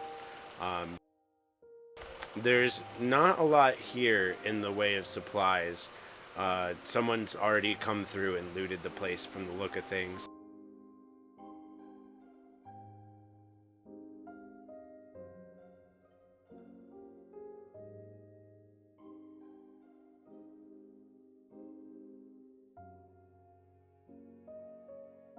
I mean, there's some heavier kitchen stuff left behind. I'm sure there's like a big spoon and a cauldron and all of that junk, but like the like small pots and pans and things, anything that could have been carried on the back of a person is like gone. And somebody's already come through and looted the alcohol from here, and it doesn't seem like there was any food left behind that was, you know, shelf stable or anything. Like there's some stuff that looks like it was potentially food at one point but has rotted away.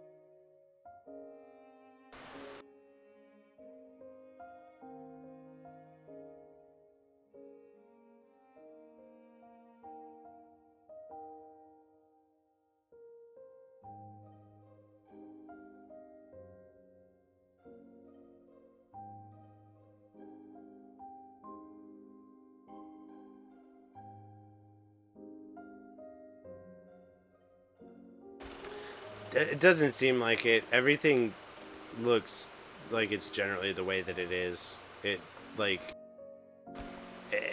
nothing is crazy here. Like it's just an abandoned building. If y'all have rations, I mean, I imagine those of you that travel would have field rations, which would be like lambus bread hardtack or uh, anything that's stable for a long time. Jerky, salted fish, that sort of thing. Yeah. Dried fruits.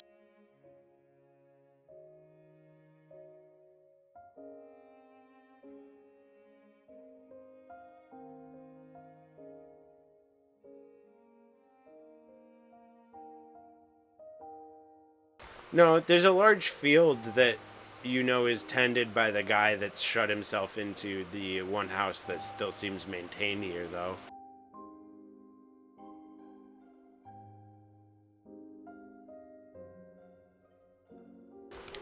As you're looking around, there's some fresh cherries on some of the trees, and the field that the guy tends seems to have corn. But, I mean, you know, in your religion, it's not a good thing to steal. The cherries are probably up for grabs, though.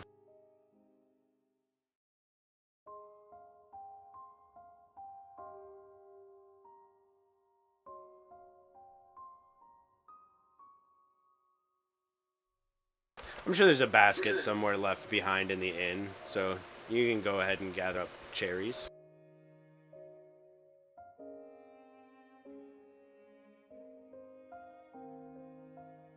Yeah, there's a well. It's actually a short distance from the back of the inn, right near the tree line.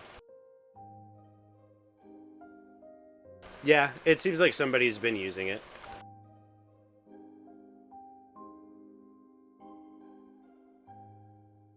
All right.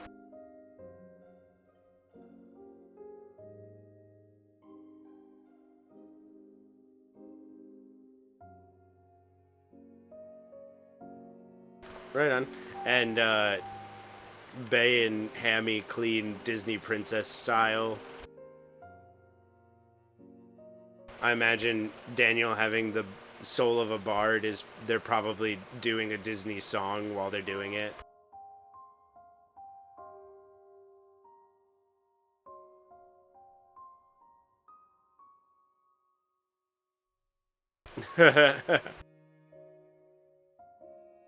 So yeah, Trey and Ivy and Barry and Furry all go and gather cherries together. Um, you know, as if nothing is wrong for a moment in time.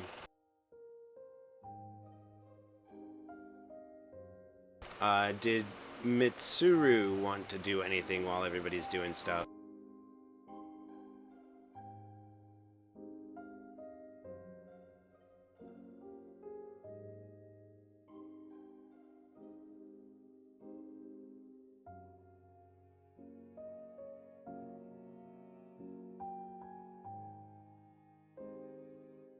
Yeah, it seems to be in like disrepair, but like not like it hasn't been left alone long enough to like be like yeah, and it hasn't gotten stepped on like the church.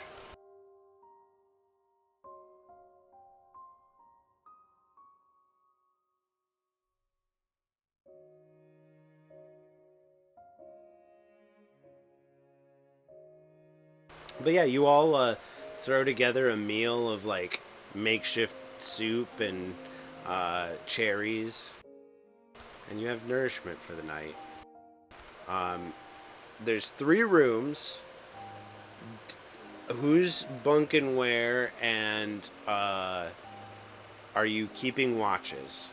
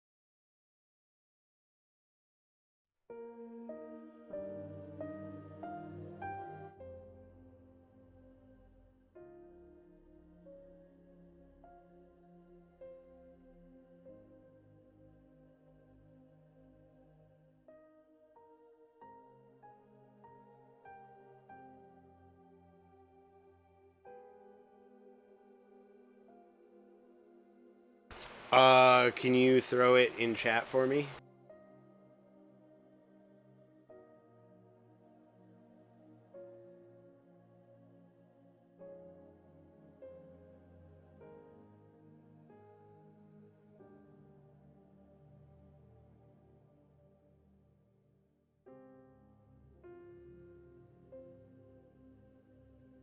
Yeah, so if you're looking for something specific, that can let you know if there's any nearby within 5 miles.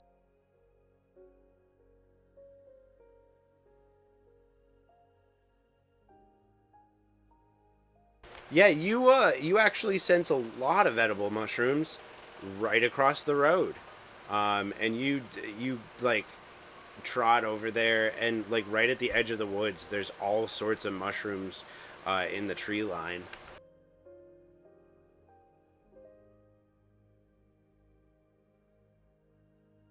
Yeah, you find some like golden oyster mushrooms and some chicken of the woods, and there's like a few of the little like white button mushrooms. And you've lived in the woods for a good chunk of your life. You know what mushrooms are which, so you gather up what you know is safe, and you ignore what you know isn't, and you add a good handful of healthy mushrooms to the soup.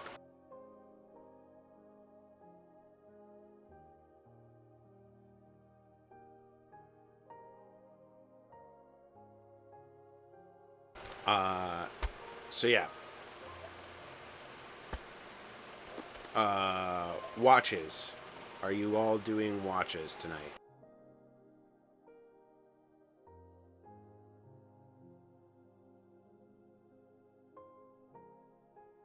4 hours.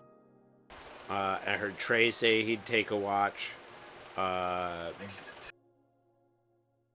I believe Trey and Mitsuru are both angels, while being of different gods. You do require like an 8 hour rest, like a normal person.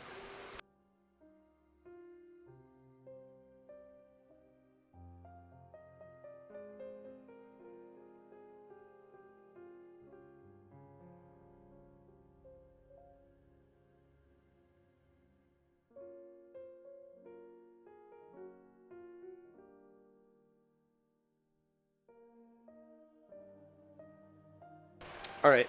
So as you all settle into your specified rooms, Trey takes first watch for 4 hours. Then Winlith, after taking her complete rest, will do the second 4 hours as Trey falls asleep. And at the end of her 4 hours, Mitsuru would have his or her 8 hours of rest and would be able to pick up watch. And Trey would have another 4 hours of rest, so that would make 8 for Trey. So, Trey, if you would give me a perception check, I believe.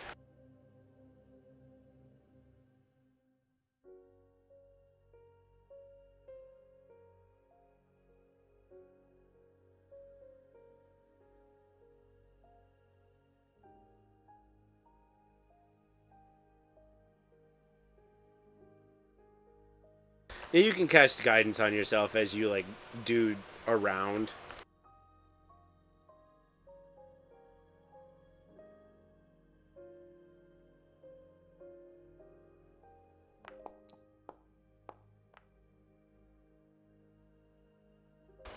You sort of like pace around the outside of this little inn house, and as you're like looking in the tree line to the southeast, there's purple eyes all over the place watching you. You struggle with whether they're real or in your mind, or if you're like haunted by your past, or what the hell is going on. But you very much see purple eyes moving around in the tree line in the dark to the southeast, watching you as you do your rounds.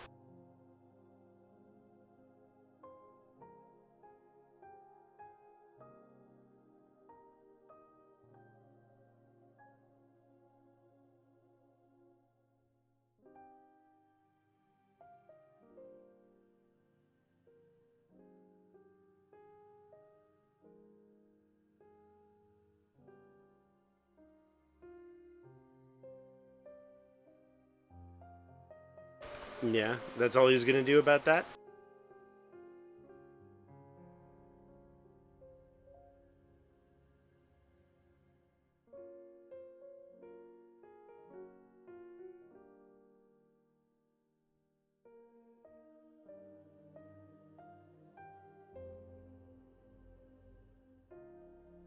Yeah, so you wake Winlith up, and Winlith, you hear Trey ask you, or like tell you, I saw these eyes.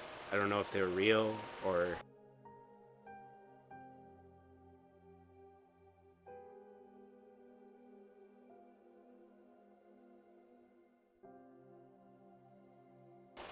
And Trey heads to his room and lays down for the night as Winlith begins her round of watch. And you can go ahead and give me a perception check, Winlith.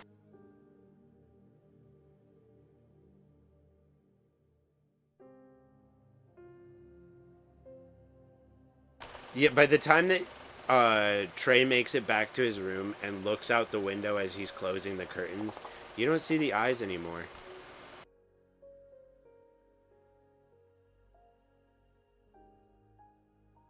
Winlith, you've got those elven eyes like Legolas. You don't see any purple eyes in the woods. You hear some noises. There's something moving around out there. But you see the big eyes. The eyes in the mountains. Gazing. It doesn't seem like it's looking at you, but you can see the eyes that you assume are of the dragon, because they look very similar, because you saw it earlier. Just sort of like looking around, scanning.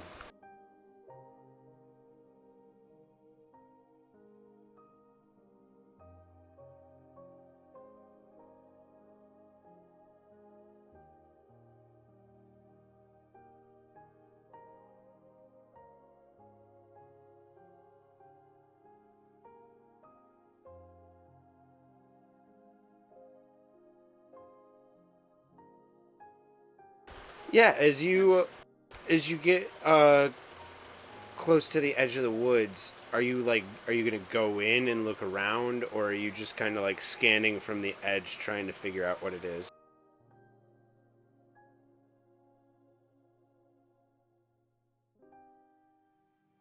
All right, go ahead and give me stealth at advantage and then investigation.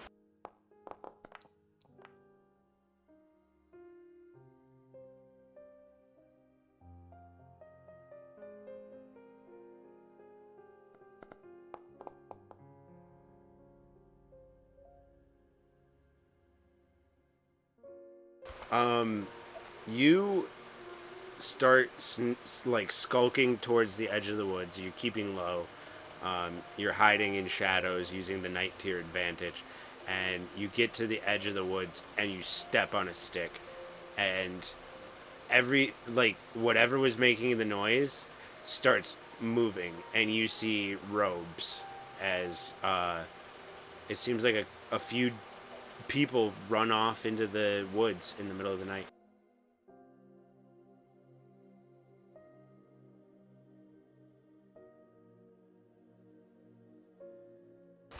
You didn't see, but you did see robes, dark robes.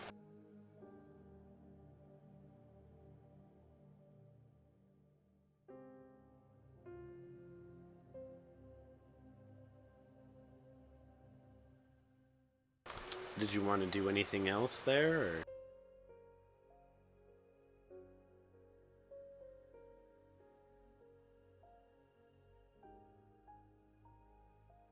Sounds good. After your 4 hours, nothing comes and messes with you at all. And at some point, you lose sight of the dragon. But everything passes fairly uneventfully. Uh, at which point, you wake up Mitsuru.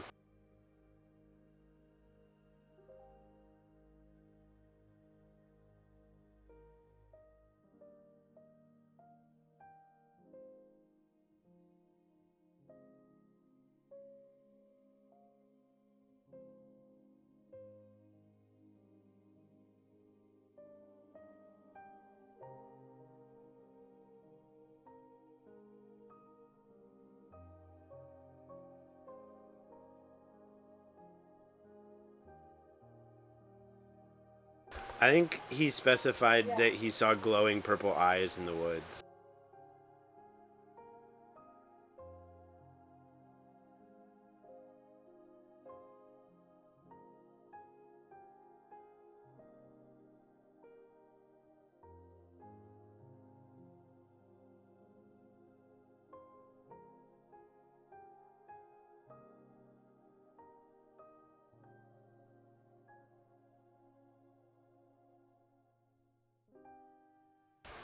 All right, then you can both give me perception check as you finish out the watch for the night.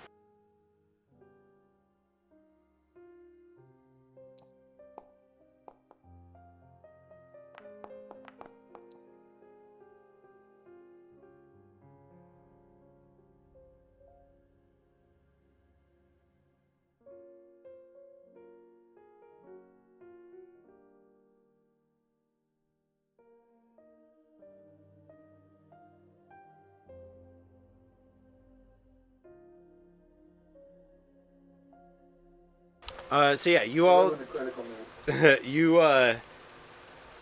you start doing your rounds for the night, both of you, and Mitsuru, you're sort of like looking to the southwest and keeping an eye, and like Winlith, you're like watching to the northeast at this point. When you see a very, very gigantic man stride across the horizon, golden skin, craggy rocks here and there, and white hair, and he heads from the northwest to the southeast, kind of like he's walking along that chasm.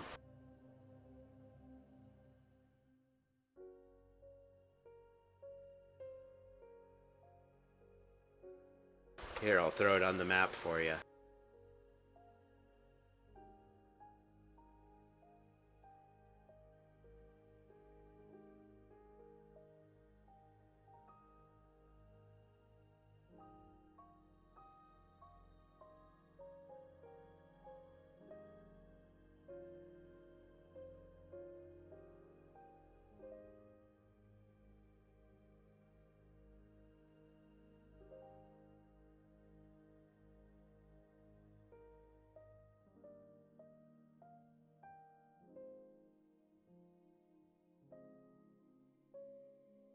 Yeah, you have enough time as he's making his way across to like point it out to her, and so she catches a glimpse of it too, and you know you're not crazy.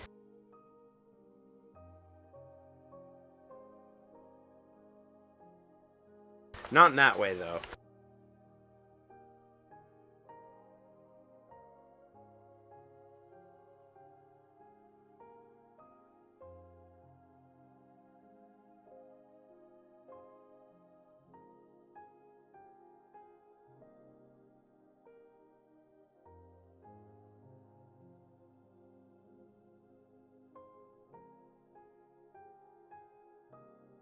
And as you continue to watch for the rest of the night, things seem to pass uneventfully otherwise, as everybody seems to start waking up and gathering together around 8 a.m.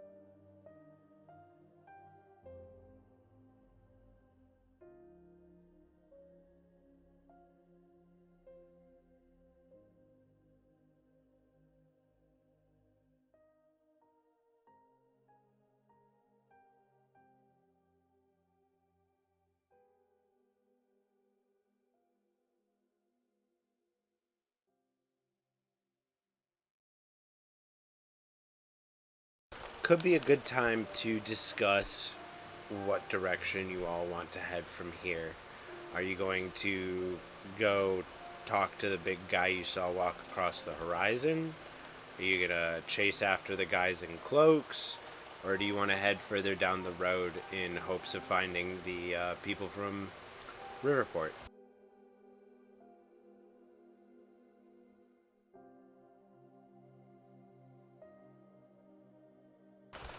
He was large. You you've seen Mitsuru. You are complicated. So you've seen Galdlings before, what the normal people refer to as gods. That thing to you looked like a Galdling. It looked like what the person you follow is, but like a different, like a different god. He, uh, it's not one you recognize though, which is a lot stranger than the fact that the world looks different than it does before you went to rest.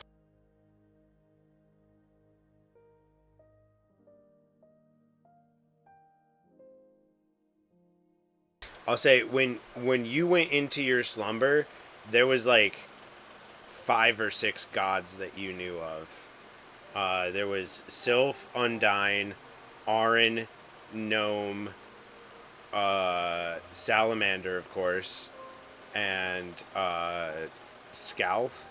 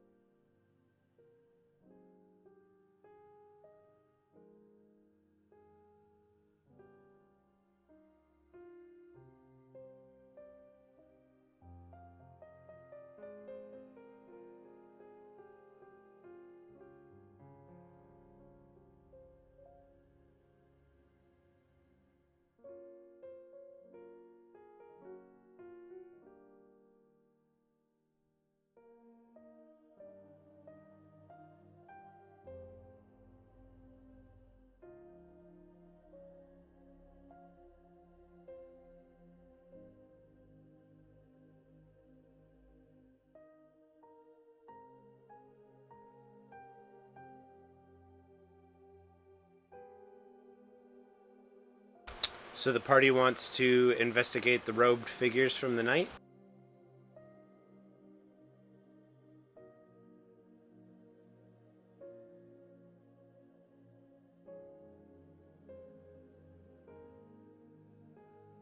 Okie dokie. I think, because we're getting close to that time, I think that's a good place to call it for the night. And we will pick up next time as you guys are heading into the Forever Forest, seeking out the robed figures that watched you during the night. Thank you to anybody who is watching. Thank you if you're watching later on YouTube. Remember to like, subscribe, and all that jazz. And everybody have a good one until we see you again.